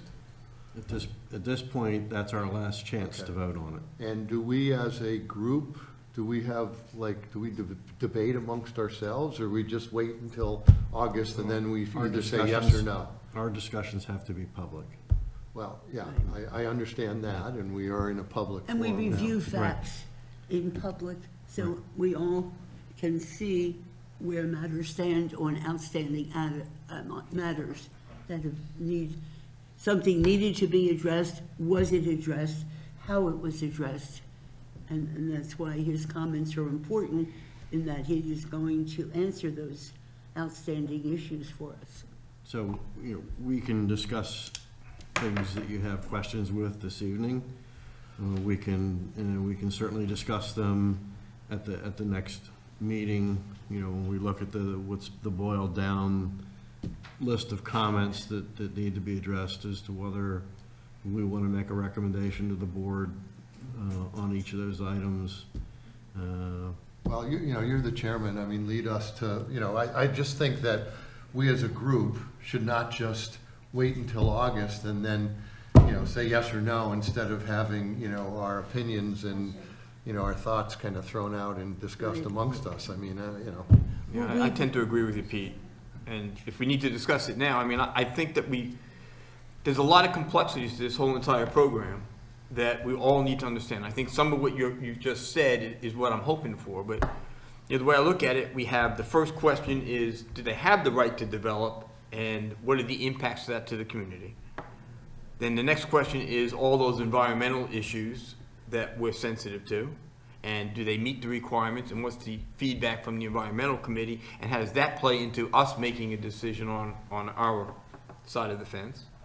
Then we've got the layout issues, of which I think is semantics. In my opinion, whether or not the house faces the street or doesn't face the street, he's got to make it marketable to sell the house. So if the front door's in the backyard, no one's going to buy it, so he's going to do the right thing, is the way I look at that. But you outlined in your letter, based on conversations we've had over the last couple of months, some pretty valid answers. I'm not discounting your work there on that and whatever, but the layout issues kind of all fall, in my opinion, into a single bucket. So the fact that we have the sludgy road coming in, and he's got the green space on one side that protects the people on that side not to have double fronted properties, which was such a big deal to us in the very beginning, and making sure that the culvert is protected so that we don't lose any little kids playing in the storm. All that stuff filters in, how wide the cartways are, et cetera, et cetera, et cetera. The little house that's there, I mean, candidly, I appreciate your comments, but I guess I tend to agree the fact that if you have this little house on your property, you want to have at least the option that you could rent it out as someplace, even if you were renting it to your kids, because I sure the hell wouldn't want my kids living in my backyard not paying rent. So that would be all part of that layout issue. And then, of course, the last and final issue is what most of these people here are concerned about, is the cutting through of East Phillips and how that impacts their surroundings in their community. So I think there's 4 items that could be a KT analysis in each one of their own right to determine whether or not we agree or don't agree as a committee to do this, because we could agree on 3 of them and not agree on the 4th one, and you don't want to throw the baby out with the bathwater here and say, I don't think that the layout is right, but I agree with everything else, then I'm not going to vote for it if there's an opportunity for it to be a value to the community.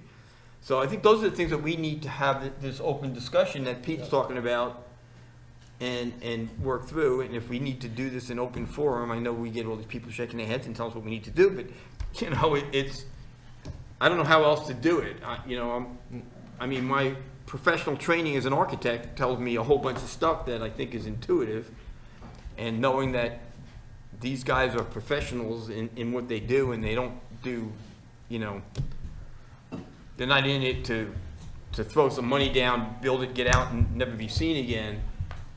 They're going to do the things that need to be done correctly for the good of the order of what they're doing. They're putting up $1 million homes. That they're not going to put, cinder block curbs in, something stupid like that, right? So those are the things I think that we have a hard time, where does our limitation come from, what we need to make the decisions on, and then where does it go? And I don't know where the environmental committee stands on this, unless it's still that same position that was like 5 or 6 months ago, or whatever it is when we started this thing. The last we heard from the EAC was that they were concerned about, the buffers and bog turtles and the limits, the study not going out far enough and the amount of impact to the wetlands along the reservoir. A lot of the concerns that I expressed and what they've expressed will also be part of the Chapter 105 permitting that they'll have to go through for at least the main culvert. I'm not sure where that qualifies for the entrance driveway, whether that's an ephemeral stream or an intermittent stream.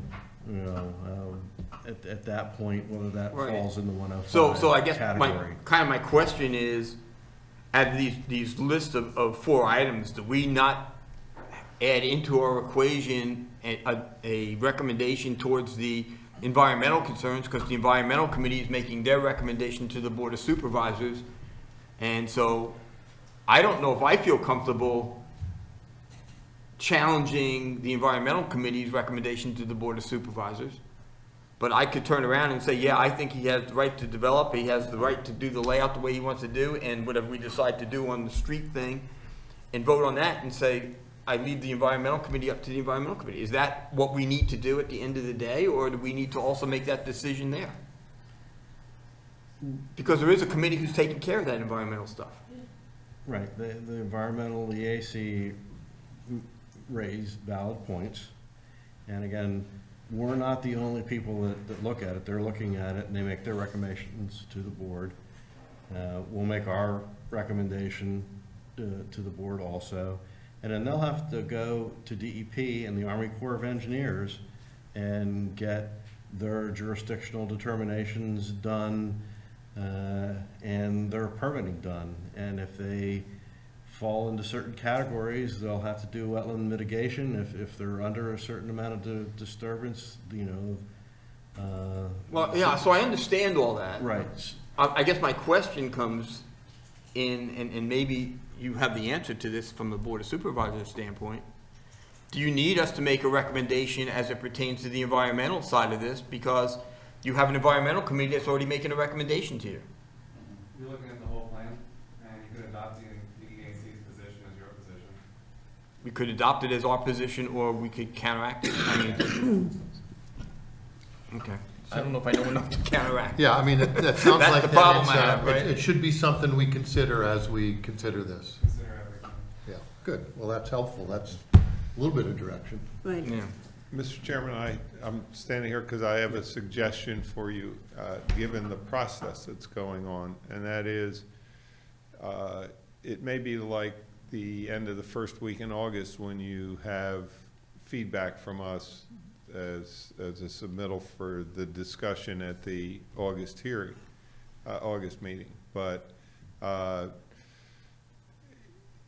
if at the end of that August meeting you still are dealing with questions or issues, I mean, you can always have a special meeting between then and this September supervisors meeting. So. Yeah, I mean, that's a great point, and because I'm afraid, I mean, mid-August is the heart of vacation season, and we might have trouble getting all of us together, and this is a really important meeting, so maybe it happens somewhere else, or maybe we get extended beyond our next meeting in September. I mean, I think that's a question of where we are at the end of the August meeting. Yeah. Right. I mean, we would hope not to have to, but if, Yeah. we'll read those leaves when we get there. I mean, if I could just make one more comment, to follow up on Mike's. I mean, you talked about your 4 things, Mike, and I think 3 of them, these guys have done a great job of addressing, right? If we need the retaining wall to be 5'8" instead of 5'6", you guys are making sure that happens. I think the 800-pound gorilla here is the cul-de-sac. And we hear this from our fellow residents. They're here every time. It's a big concern. There's one ordinance that, let me just read this ordinance, but it says, proposed subdivisions and land development shall be coordinated with existing nearby neighborhoods so that the community as a whole may develop harmoniously. And I'm not sure we've got there. I mean, to me, it's, this is disqualifying at this point. I don't think, we've solved the problem for the residents of that cul-de-sac. And you haven't met with them. There's no, value proposition for them. I could well be outweighed on this, but for me, that's the 800-pound gorilla here, and that's the one unsolved thing that's gonna, be a sticking point here. I called it the elephant in the room last time, and I got quoted, so. But anyway, I mean, I think we all need to think about this and be prepared in August to vote, but it's just hard to do that without hearing each other's opinions here. We've sat and we've listened to lots of things, Right. and there's a lot going on here. Well, I think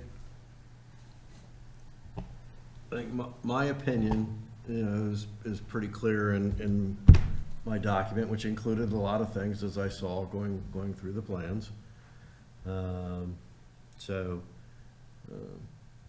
I'm looking for, something that says that I have to do this. And absent of something that says I have to do that, I'm probably not going to do it. That's about as definitive as I can get. Okay. Yeah, guys, my thought on that is that it's a legal issue, and it's not really gonna matter what the planning commission says. I don't think it's gonna matter, so. Why do you say that, Mike? What's a legal issue? It's probably true, but. Yeah, I think that this board, this commission, we're responsible for planning issues, and we're definitely getting into the minutia and into the details. I mean, we're like literally working side by side with the developer on the design. It's not really what we're here for. Right. That's the point that I It's just said that before. the developer happens to be appeasing us. This property was zoned for this type of a development in 1995. And that hasn't changed Exactly. since 1995. So we really can't, we invited that. We zoned our township for this development in 1995. And because of the way things played out over the last, 15 plus years, we're still talking about it. But we got a developer who's working with us on every single detail. And we could have gotten a really shitty developer that could have come in here and got it approved by right and just bulldozed us, but they didn't. So I think we need to hang on to this developer. And I got the impression that this is gonna be done right. And so we can't get in the way of something that our saldos and our ordinances, and it's basically, we've already put that in place, and they're going to comply with them. So this commission can't say, in my opinion, we can't say no. With regard to East Phillip, again, I think it's a legal thing. It really is. I agree with you. I agree with you. In terms of acting honorably for the number of years and not trying to transform a property into something different than what it legally is in the township. It's how it's being done and adjusted and modified over the number of years that have to be considered. So I think the motion that generally ends up coming out of this commission is, if the developer is going to comply with the engineer's requirements, the legal ones, there's Aqua, the county requirements, the all of water, aqua requirements, environmental requirements, state requirements, they're gonna get all their permits, and we're gonna say, if they get all of that taken care of, do we recommend it goes forward or not? So, Well, why have a planning commission then? If it's that simple, if it's that black and white, then you just have an engineer, say, okay, they meet it or they don't. I mean, Well, I think this cul-de-sac issue is a big issue. It's a huge issue. And it's not that crystal clear. I agree. Whether it's legal or not, and I think it's something that we have to weigh in on. Okay. And I agree, we're gonna weigh in. Yeah. You asked her about what my opinion was, and my opinion is that in the end, it's gonna go legal, and it's not gonna be. It doesn't, it's not working for some reason. Oh, there it goes. Can we go for adjournment this time? So, I mean. That's what it is, thank you. Is there because I think you're right. I think the topics of A, B, and C all seem to be pretty cut and dried, and, we can sit here and argue about whether or not the house faces east, northeast, or south, and who the hell cares? It's really the big issue is this cut through, and it almost seems to me that it would be, if I was doing this at work, I'd get the committee together of 3 open-minded people from one side and 3 open-minded people from the other side to sit down and hash it out over the table to say, look, we have options of not doing anything, and we have options to making this thing a highway with a toll booth, okay? So maybe there is an option there over the course of the next couple of weeks that happened, and the neighborhood picks 3 people that can sit and argue this point out of what would be amenable and have some right to make a decision, because there are some real strong logic to having some means of egress out of this neighborhood, as Kurt put in his letter in item number 9, to it being a formal cut through and we put a stop sign and call it a day. I mean, there's a whole gamut. There could be a happy medium that makes everybody sort of agree and be happy for the good of the order. And maybe that's an approach. I don't know. And I know you're probably you're amenable to whatever we need to do. It would be who's the homeowners association chairman of East Phillips Drive that would say, yeah, okay, we're going to leave the responsibility up to these 3 intelligent people to have a conversation and come back with a recommendation that does something. It's just a suggestion. I mean, I don't know how to deal with it otherwise. I don't know if we're all that far off on what we believe is truly the right answer, but I don't know yet. We haven't voted on it, and it's going to be the matter of the emotions of when it comes out at the night that we're doing it. But Can we still ask questions? Sure. Well, Just regarding the cul-de-sac, I don't live there, I feel your pain. I'm sorry, Sue Aaron Shield, 130 Valley Park Road. The cul-de-sac issue is the gorilla in the room. Is there any way it can just be for emergency it could be, access? I mean, in reality, it could be anything that everybody what I mean. agrees it could be. with the neighbors, like, If you sit down and talk to Pollock, we could understand what his objectives are and why he feels it needs to have a cut-through. And you could talk to the neighborhood people and know why there's such a big objection and say, well, what if we did this and did that? And maybe there comes out to be a solution that becomes workable to both sides of the family, right? You know, we don't want to have the Hatfields and McCoys here over in Phoenixville. And Is it okay to say something? So. yeah, say something. The cul-de-sac, two unrelated statements. Number one, I think it's important to note that everybody has mentioned cut-through, and that's a critical thing. But also keep in mind, the people who live on East Phillip Drive they're very concerned about cut-through, but they don't want any of these homeowners on their street. It's not just the people who don't live in the new community. They don't want anyone else on the street. So it's not like. Kurt's answer on number 7 here, or number 9 on this, doesn't have it as a cut-through. In his recommendation that he put in this letter, item number 9, which I know has been published somewhere, states it to be a 30-foot wide easement with turf emergency access. I'm assuming turf emergency access means it's like reinforced grass. Pretty much.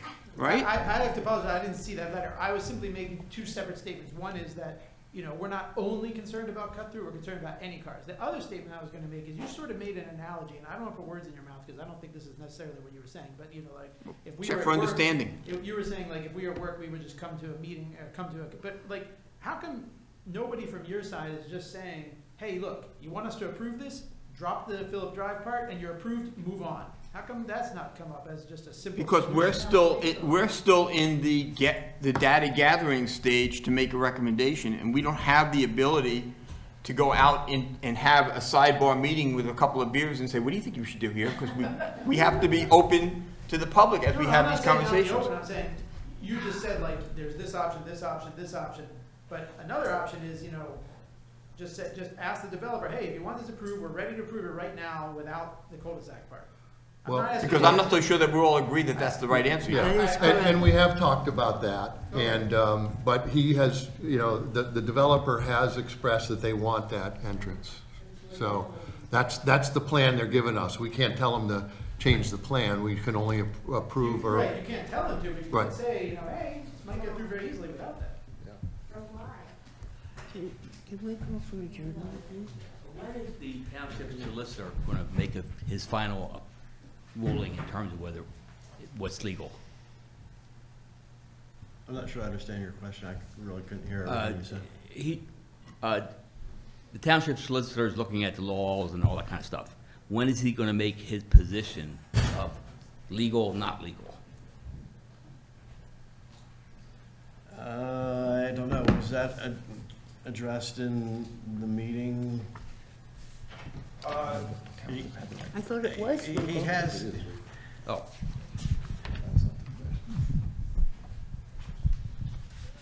Right now, I think that he's looking for some definitive statement that says that we have the right.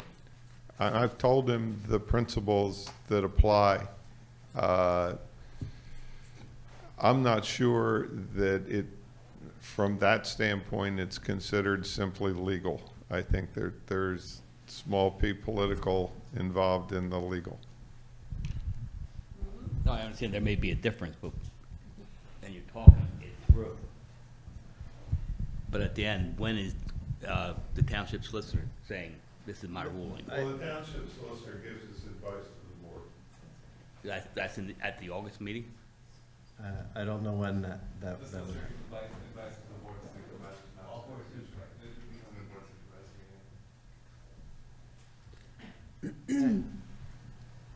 There is a process here.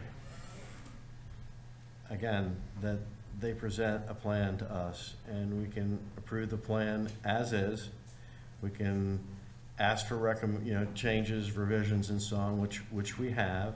We've stated certain things that we like or don't like about the plan, and they've come back with changes. And we can, again, approve the revised plan as is and send it on. And we can attach conditions that they must address the township engineer's review, the township traffic consultant's review, all the reviews that have been out there, that they have to address those comments. to satisfy them. And that's somewhat kind of like where we're at now, is they've had a review letter from the previous township engineer. And we're talking about all these different things. And we are, I think in my mind, boiled down to just a few issues at this point. And, you know, we can make a recommendation for or against at the next meeting. We can make a recommendation with the conditions, and we can make a recommendation with the conditions and considerations for the board to think about. Correct.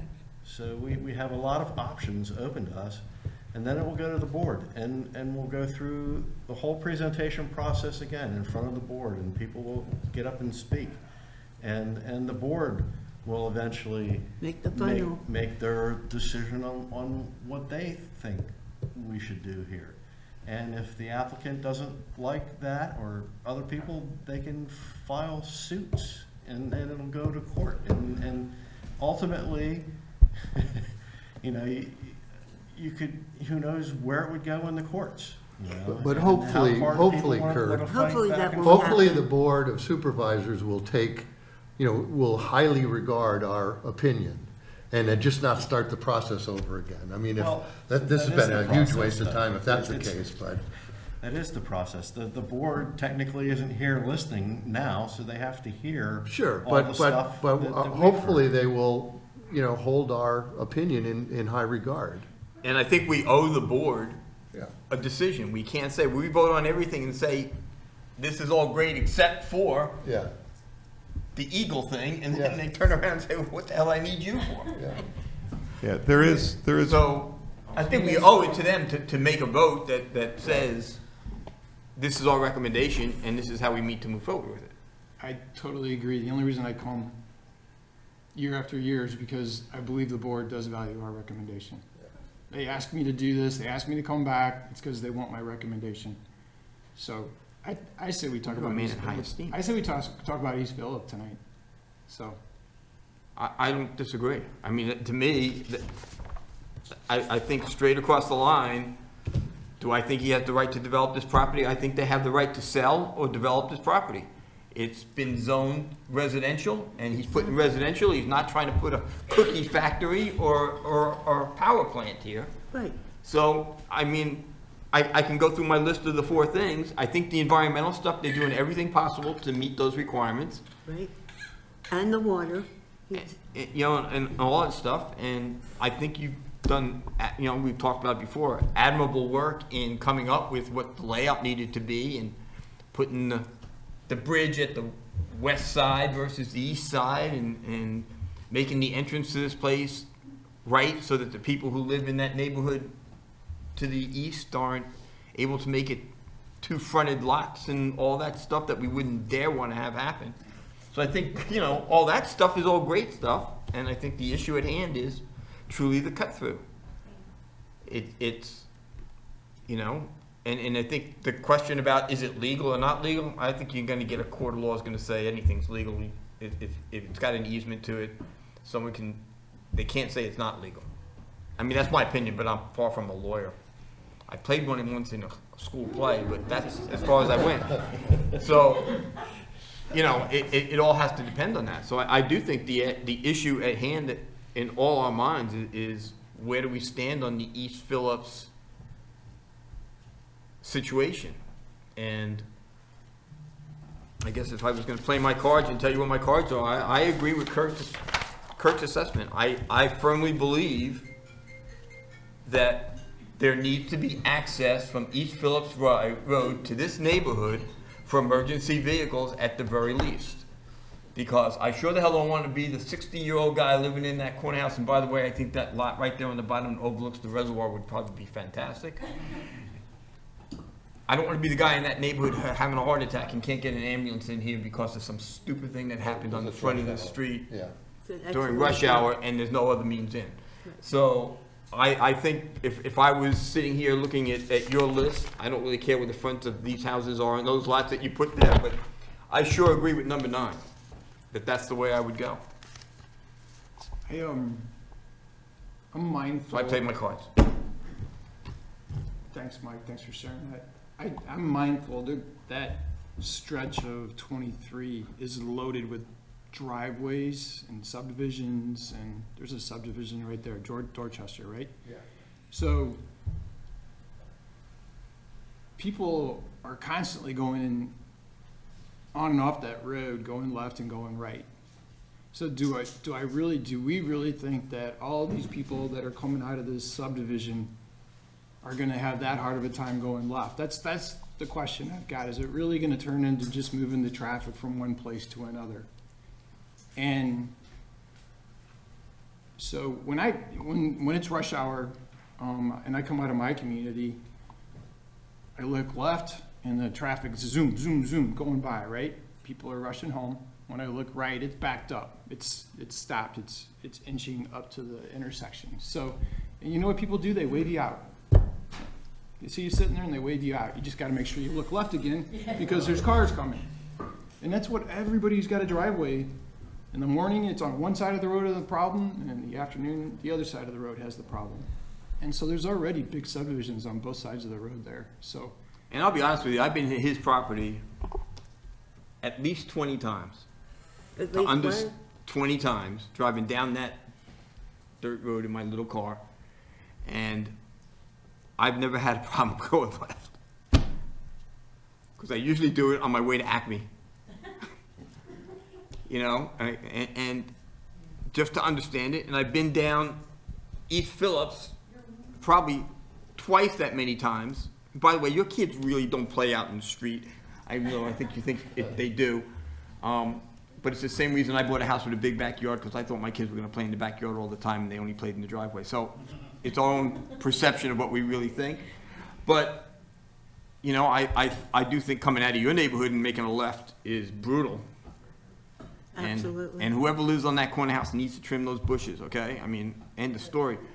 But, you know, I mean, I've done my due diligence to understand the environment and the committee situation there. So I think when I make the statement to say, you know, where my position would be in the recommendation, you know, I do think it's an emergency egress scenario. And At the I don't very think least. the answer is nothing. I know I would guess- feel a lot better about it if it was that. but- Right. Yeah, I mean, I think emergency egress is the kind of thing that is maybe a compromise that wouldn't hugely change the nature of the cul-de-sac, but still offer something for the community. So, I mean, that's the kind of thing. But here we are, a month away from having to vote on this, after having lots of meetings, and we're still, you know, throwing out ideas, you know? oh, that's the point. That's why we're here. Yeah. That's why we're here. Yeah, Mike's the one who said, let's talk about it tonight. Yeah. And I feel as if having lived here for 50 years on Valley Forge Mountain, and with the increase of traffic of getting out on Davis Road and wanting to turn left to go to the Acme on 23 is virtually impossible anymore.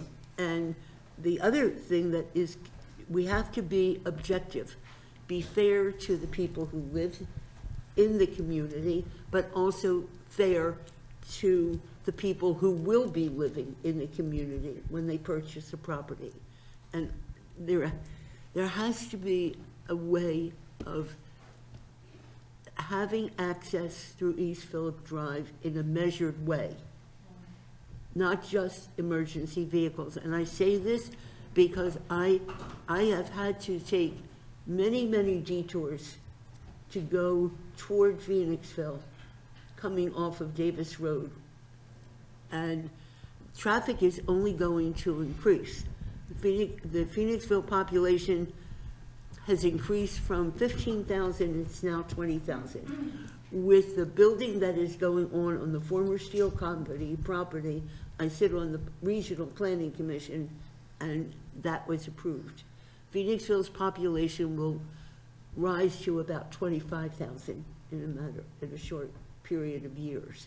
So the question is, we need to be objective and fair to the people who've lived here a long time, but at the same time, be fair to the people who will be purchasing a home and wanting to be able to safely get in and out, and not And one way in and out just isn't enough, given the reality of the situation with especially the increase in traffic that we have seen and will continue to see.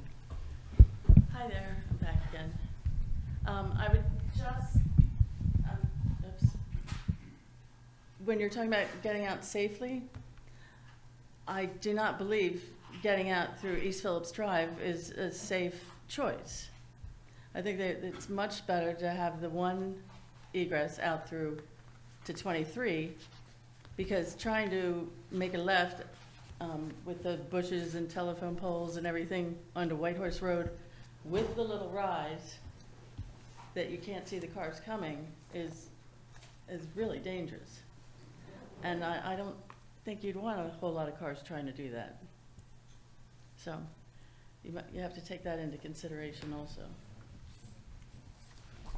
Yeah, and I'd just like to add that, you know, the future residents of the proposed development, you know, that's hypothetical based on getting through all the hoops and approvals. So that's like a hypothetical. You have residents, I don't live on East Phillips, but I'm very familiar with that contour of that road and how dangerous that is. And I'm convinced there'll be somebody in a significant T-bone accident, death, injury, catastrophic, you know, injury, that kind of thing. But you have real residents, so they're not hypothetical. They actually are the people that I think theoretically you're here to help represent, in addition to look at the big picture. So it's hypothetical versus actual people, you know, from my view. But I think that if you know, in Barbara's defense as to how she's thinking this thing through, I'm trying to be objective. and I think she is trying to be objective to the fact that there's, I don't know, 30, 40 homes that impact the East Phillips Drive, and there's also 51 future resident families that are going to be moving into this thing. And she's looking at it from both perspectives. She's not just looking at it from, I'm here so I am the golden rule. She's looking at it as the whole picture of where it's at. She and I don't agree on a whole bunch, but I know her well enough to know that's the way she's looking at it, and she's not being narrow-minded in looking at only the future. Yeah, and I just wanted to add, I'm on the other side. I'm on Coventry Lane, and I'm Nicole De Palma. Nicole De Palma on Coventry Lane, and so I'm coming from West Phillip, and there's a ton of people in that neighborhood as well that also has a very similar issue with the East Phillip. So it's not just the East Phillip residents, it's our neighborhood too that does do the tango-y type of darting, and when there's East Phillip and West Phillip also trying to go at the same time. It's a funky little area, but I just don't want to lose sight of our side of the neighborhood too, because there's tons of houses there that will be impacted as well. Thank you. Mike Hague, Dorchester Way. I'm very sympathetic to the East Phillips people, but I gotta tell you, on Dorchester Way, we have 20 houses. And it's a bitch getting out there, okay? I can't imagine 50 houses, 200 feet apart from the 20 houses, all trying to get out there. And I don't know about the warrants or whatever, but without a traffic light there, it boggles my mind. It's hard with 20. And you're gonna put 50? But so I think that was sort of addressed. Are you suggesting that we should approve the connection? Wait a minute. I'm very sympathetic to East Phillips people. Very sympathetic. Okay, I'm just putting blinders on. I'm talking. Don't put blinders on. Make a recommendation on one way or the other. Connect it or don't connect it. You just walked up to the microphone and said 51 homes are gonna be coming out under 23. Now, and that 51 cars cannot warrant a traffic light? No. So, see, the problem is, no, okay, because I've been involved with PennDOT for the last year and a half, okay, on Chestnut Street and 30th Street down in the city. So I got two major roads there that I have a major project going up on. PennDOT has their rules and regulations. It's a PennDOT road. It's not a county road, and it's not a township road. So we don't have a say of what they can do and what they should do, Because if we had to say right now, we'd all sit here and say, yeah, stick a traffic light up there. What's the big deal? Exactly. But we brought don't that have up the a long ability to time do ago. that. And that's a disadvantage. So if you were here for the Wawa episode last month, they went through a whole bunch of stuff with PennDOT to get approvals to widen and signals and all this stuff, and probably spent hundreds of thousands of dollars working through that problem, and they're probably gonna be having 200 cars an hour going through that intersection based on that store.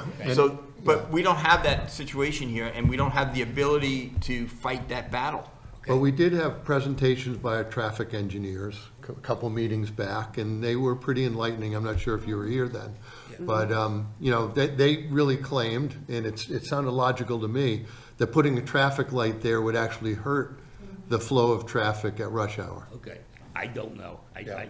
I know 50 cars in and out is impossible. Okay, so you asked me my opinion? They're gonna be doctors and lawyers working from home. I would go with two entrances with a gate.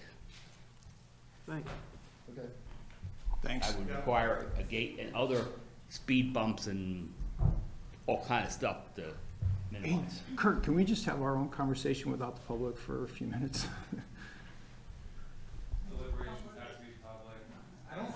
I'm not saying I won't, Mark. All I'm saying is I just want to have a conversation here without being interrupted. So. Okay. So you're suggesting people stay in. Talk among yourselves. But, and they can listen to us, but we should have a conversation? Yeah. That's okay. Thank you. Thanks, boss. So I tend to agree with Kurt that we want the emergency connection, but I don't understand why that connection is needed to sell $1.6 million houses back there. I just don't think it's gonna make a difference. And I was just wondering, Mr. Polig, if you wanna give us any more insight. You just said you need it, but I don't know that you've ever told us why you need it. I'll just mention a couple things, and it has to do with traffic.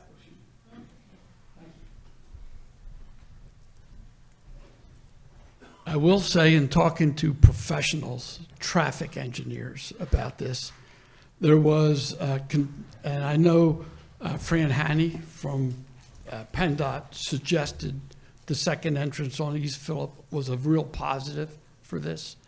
And I also know that there's been dialogue about a no left turn coming out. So if you can believe our cul-de-sac there, our project coming out to Valley Forge, and with, during certain time periods, no left turn, those people are gonna take a right and immediately take a left. Okay, but who would make a no left turn there? It's been suggested By by who? township engineers, townships, traffic engineer, I believe. And so that's, I think that is on the table for a no left turn. How could the township engineer put street signs up? That doesn't make any sense to me. On a state road, on a PennDOT road. No, suggesting that the PennDOT make that part of the intersection. Our engineer made a suggestion to PennDOT to make a no left-hand turn there? Yes. Is that in writing somewhere? During certain hours, during rush, Is that in writing somewhere? Pardon me? Like, is it in writing somewhere? Is it in a document somewhere? Yes. Okay, where? Yeah, it was in the traffic study by the applicant's engineer. Talked about the peak hours and limiting the left-hand turn lanes. As a recommendation. Well, it was within their traffic study that I believe it's TPD, Mr. Polig? Yes, but I believe Joe Facco suggested the same thing. Yeah, he went off the report as well from the data that was provided to us. So those people coming out, if they can't take a left, they're gonna take a right and a left and go through the Moore Hall I development. understand that, we've been through that. Been through I'm that. still So- trying to figure out how the no left-hand restriction comes to be a thing. It was basically about a two-step process. The first step was the idea that you would have access to East Phillip. And because you had access to East Phillip, there was suggestion by PennDOT that you restrict the turns out of Sedgley at rush hour to right turn only because you had the East Phillip alternative. Which makes sense. The present problem is that if there is no East Phillip, then if you have the no left turn, it's not based upon the fact that you have the relief valve at the other end. It's the restriction on the intersection totally. And my understanding is that that's where SAFE is with their recommendations. Not positive, but I believe that's where the township traffic engineer would be. So we have a problem clearly with no left turn if there's no secondary So do I. access. So I, that's why I'm just trying to figure out how it happens. Does it make sense not to have a secondary way of access? Dorchester's right there, I'm not sure why you would have one intersection, no left hand, and the one right next to it can make a Well, it may left-hand be turn. no left-hand turn from Dorchester, I don't know, is it? No, the problem is, Sedgley Lane is just one lane in and one lane out, correct? So you're gonna have such queuing. One guy waiting for make a left-hand turn and it's backed up. Dorchester is much wider, okay, so people can, it's essentially 4 lanes, okay? You, with one lane out, you'll have queuing up the gazoo. So there's no room to put a right-hand turn lane. Can I say where something? Sedgley comes out. Oh, sorry. So is there no room to make to put a right turn lane there? Where Sedgley runs into, there's no room, okay. Can I say something now? Can we? Just need dash. Excuse me, if I'm holding the public. To keep a little order, please. So okay, that's a good, your question was valid, which I did not hear an answer to. Is there room at the end of Sedgley Lane to make it 2 lanes, so you had a left-hand turn and a right-hand turn? I do not believe so. Well, you've got a 52-foot right-of-way there, and you're putting asking to put in a 24-foot wide road. I don't see the reason why you couldn't widen that out to get a left turn and a right turn and a lane in. It would just be wider there for the throat to neck back down 100 feet. Back down.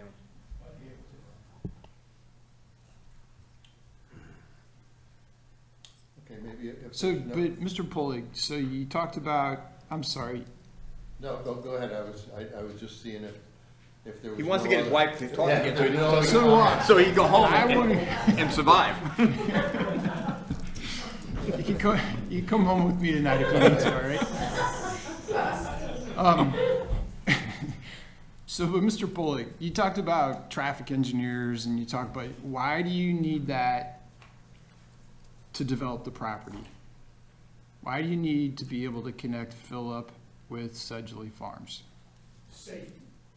Okay. And so, when you say safety, I think about emergency access, and I think, I agree with that, and I know Kurt does, he's got it in writing.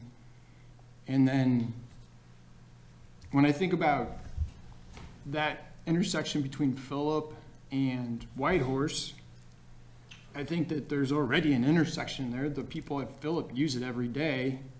So why is it safe for them to use it, but it's not safe for them to use? I just don't think there's a need. I don't think that safety is the issue, but that's just my opinion. I don't think that people are gonna make their home buying decisions based on safety. And I don't think it's gonna make a difference. If I could just add, I'll just read the comment that came from Safe Engineering regarding the left-hand turn lane. I'm not sure if everyone has a copy of the letter handy to them. So it was comment number 5 on their letter that was prepared on March 30th, 2023. It stated, "A gap analysis was completed by the applicant's engineer and found that there are insufficient gaps to accommodate the traffic exiting the site onto Valley Forge Road, State Route 23, during the weekday afternoon peak hour. We recommend left-hand turns be restricted from Sedgley Lane during the peak periods. The hours of restriction should be reflective of the level of congestion found on Valley Forge Road. Rolling queues through the site access intersection were observed by safe staff for the entire 4 p.m. to 6 p.m. peak period. So that was the comment that came from Safe Engineering that was based off of the analysis from TPD. Yeah, thanks for sharing that with us. And I think that that same rolling queue is happening at Dorchester, and it's happening to the driveway just to the west of this thing. So, and it happens where I have to get out of my development too. So we got the opinion of the engineer, but I won't be recommending that we agree with it. I also believe that Moorhall is restricted in the morning for turns with that neighborhood, because, it's not uncommon for peak hours to be restricted. And, people, they do find other ways to do it, or they adjust the time that they go to make the left turn. If I'm going to go to Acme and I know that I can't go between 4:30 and 6:30, I'm going to wait till 6:30 and make that movement. I live on, my driveway is on South Spring Lane. I exit onto 23 every morning and every evening, and I sat through a lot of traffic to go to Acme this evening because I forgot to go the other way through Phoenixville to get to Acme. And when I have to make a left out of my driveway in the morning, like Mike said, traffic clears going into Phoenixville, and somebody on the other side says, come on out, and you get out. So it's not just simply numbers and statistics, and we've got, it's timing also. You're not going to have 51 cars all pulling out of their driveway at the same time in the morning, coming up to the stop sign and make a left turn into Phoenixville. So, or in the evening. So, there's Probably 100 cars, but, but you're right, they'll be spread out. Can I say something? Have we done our private conversation? Okay. The question I have is, I'm confused. Is it a safety issue, or are you actually going to use it as an access? Because we're calling it safety, but yet we're not calling it safety. You're saying that you're going to be able to go through Phillips. I mean, what is it? Is it safety or not safety? Just so we're clear. Again, I'm not a traffic engineer, but by safety, I mean, if we've got our whole community entering one place on Valley Forge Road, and we have a no left turn restriction out there, people are going to jump out in front. You're going to have a stack of people making quick turns and those kind of things. If you think about it, if you lived on Whitehorse Road down the street, a couple people said they live on Whitehorse. Since 1960, have you seen any traffic increase in front of your house? Probably a lot. Have anybody on East Phillip seen an increase in traffic since 1960 in front of their house? No. So I might have this number wrong, but I thought peak hour going through East Phillip, we were adding like 5 vehicles at a peak hour through East Phillips. I know each car in East Phillips is somebody you don't want. However, I believe that is not an imposition over the since 1960 for the development in the area here to have those 5 cars during that peak hour.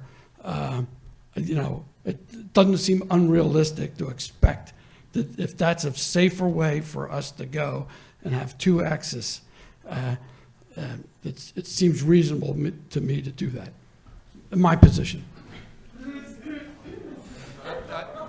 Okay. I'm sorry. That's a conservative number, I think, because, my neighborhood, we have 6 houses, and we're You know, we're Wesley Lane, Mill Road, and we get 5 or 6 FedEx, Prime, whatever, vehicles for 6 houses between the hours of 5 and 6:30, routinely. So that's a lowball number there. The way I look at this is there's going to be winners and losers here, and you guys unfortunately are put in the position to make a recommendation. I know there's other, there's kind of a siloed process with all this, but very siloed with, have you guys read, I think I've read that SAFE report, and I hope everybody on this commission has read it. I mean, it just seems like there's lots that's happened,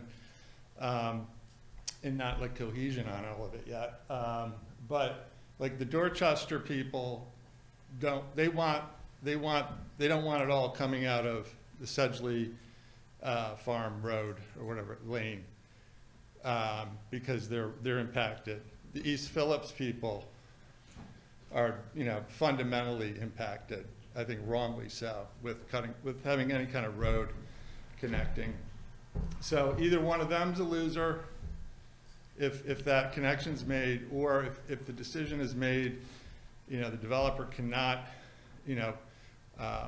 alter the cul-de-sac, then he's the loser, okay? And that's it. That's the bottom line. One of those 3 loses. Well, I think one of the big concerns also is that people are going to come up Whitehorse, turn right, go down East Phillips, and go out and cut out the traffic light because there's congestion there trying to make turning movements. When the Wawa people were in here, which was brought up earlier, they're doing a lot of intersection improvements, and what's on the table there is getting left turn lane and a right turn lane, north and south, on those movements. So that will help, eliminate that problem. But we still have sight distance issues at Whitehorse off of East Phillips. We have, we definitely don't want people shortcutting the traffic light. PennDOT only cares about moving cars on PennDOT's roads, and if they can take pressure off of their roads and route it another way, that makes sense from their point of view. But again, we don't want people, avoiding the traffic light, coming in, turning left onto, Sedgley, and going out East Phillips, and then trying to make a left-hand turn onto East Phillips there in the evening. So there's a lot of moving pieces in the traffic study. There's a lot of moving things that will happen here. And, the idea that nobody's going to be impacted, we could do nothing in this township, and we're still going to get a whole lot more traffic over the next 10 years. So. Right. I think it's important to recognize a couple things here. You're not talking about adding a road to an already existing development that has multiple roads going in all different directions, and you may add 5 cars. You're talking about a street that was a cul-de-sac and has always been a cul-de-sac since it was built. People bought houses there only for that reason. So you have to be careful of the difference between can you do something and should you do something.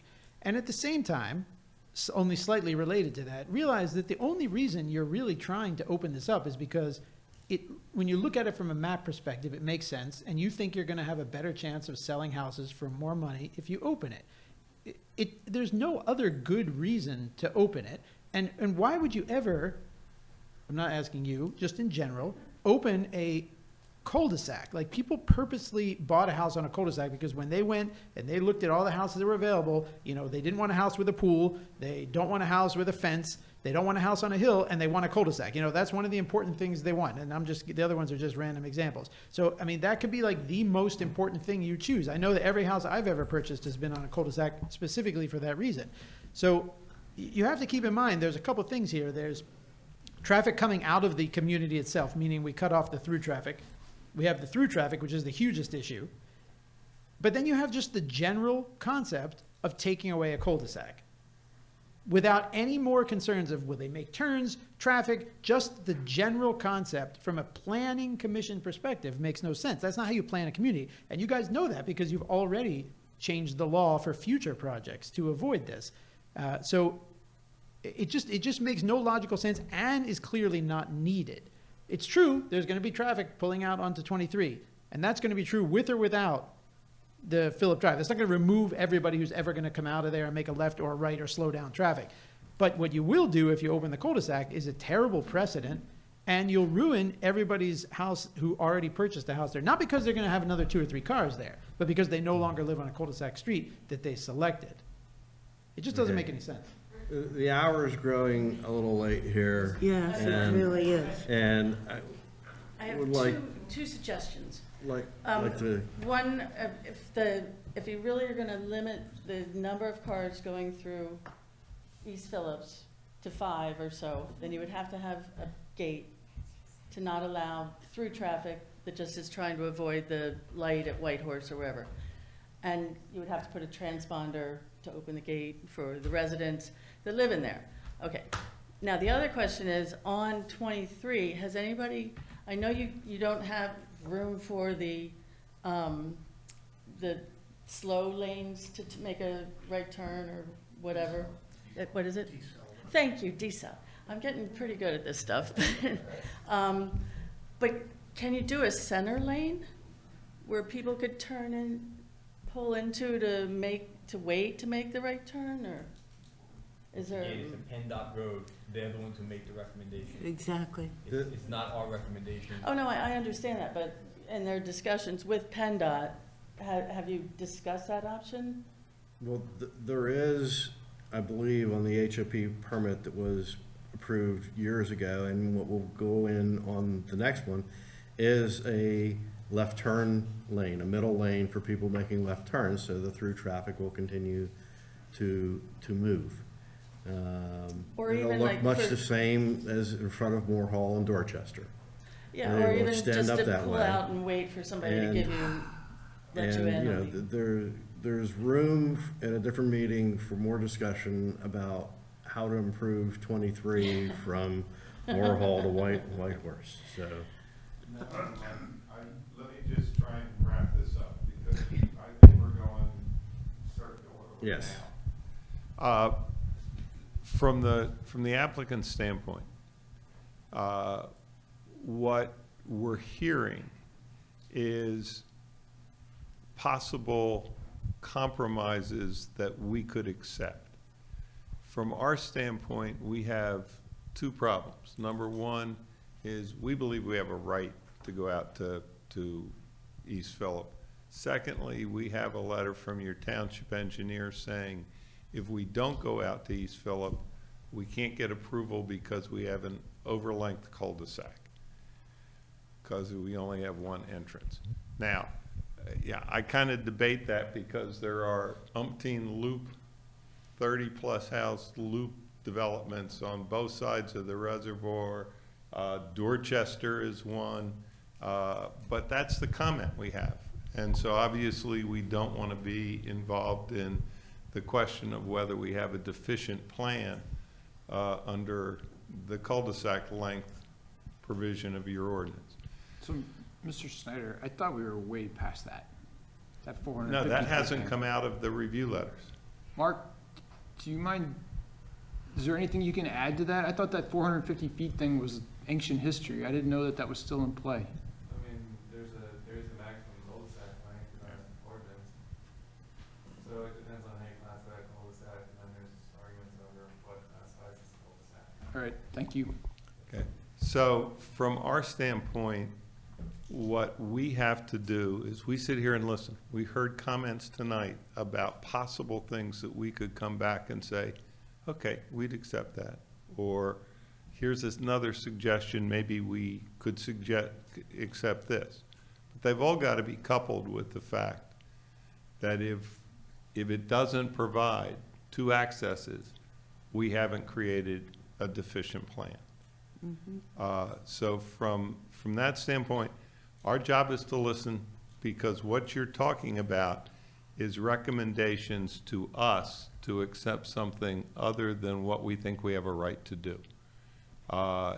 Because quite frankly, I don't think you have the, and don't take this wrong, I don't think you have the right to enforce a compromise in anything other than something that we've accepted as a condition, because I don't think you know.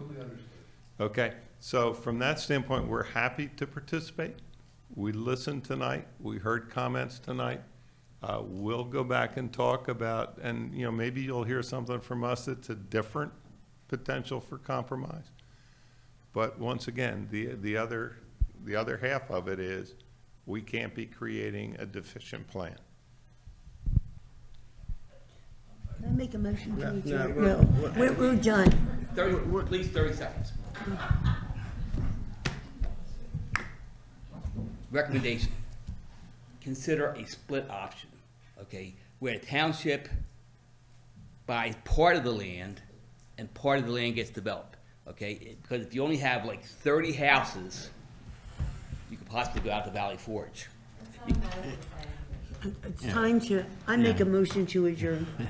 Actually, you don't have to do Is that. there a second? So, obviously, we've had some spirited discussion here this evening, and we've heard many opinions and so on, and we will pick this up in August, and in August, we will decide whether we can, you know, move forward without adding another meeting to the schedule, so. Thank you for coming. This meeting is adjourned.